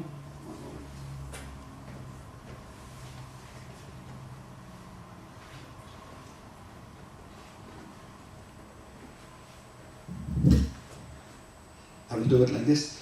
So this is the foot scanning plate, what we can do. And here we have the first measurement we're doing. This lady has 5 millimeter difference in leg length. And she's quite young athlete. And then you see the static measurement, you can see what's the front, what's the back. So this is normally about 55 to 60% in the back and 40% in the forefoot, that's correctly. But if you look to the left and the right side, then we see we're missing on the left side here, less pressure than the right side. So the right is much more. And with young people, when you have, this is the shorter leg, when these young people want to stand straight, when they are young, you will see that you normally don't load so much the left heel. But if people starting to have injuries, start to compensate, so you can only see this with young athletes. With older athletes, it doesn't work anymore. And then we go to the dynamics. So here we do different measurements. And then we can make a totally evaluation of the left foot and the right foot. We can take an average of all these things. You can look to the forces, pressures.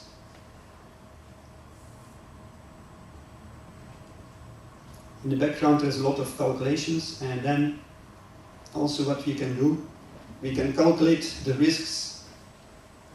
In this case can be for orthotics, but can be also for exercising. So we know what's going on in pronation in the forefoot, pronation midfoot, pronation heel, or supination. So we have it for the left and the right, this information. And this can be used, and this is quite new. If I go back to the PowerPoint presentation.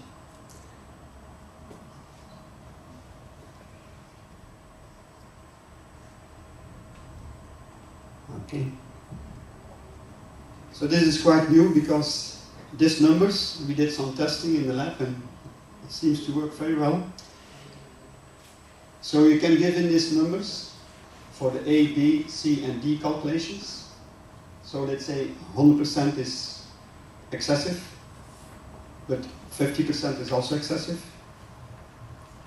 So you can fill in these numbers, and then the system from SpartaNova now can calculate the risk you have for forefoot pronation, for the left and the right, forefoot supination, left, right, forefoot symmetry, that means there's a big difference between the left and the right, the midfoot pronation again, the midfoot symmetry you can calculate if they are not symmetric.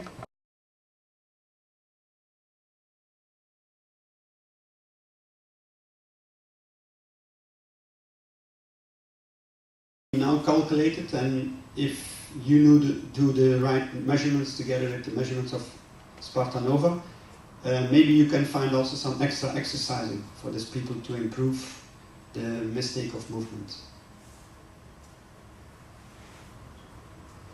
So that's it. It's maybe a little bit different than what you normally see on conferences. It's a combination of equipment, it's a combination of measurement, and it's a combination of what we can do with SpartaNova. And thank you very much.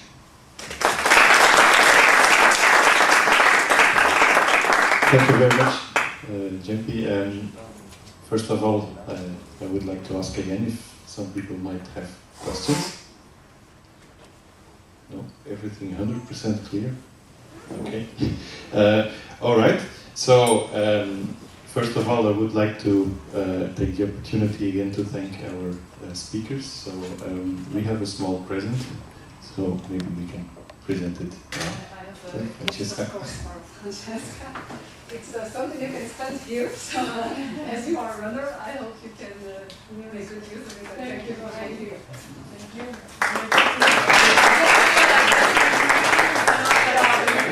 A new pair maybe.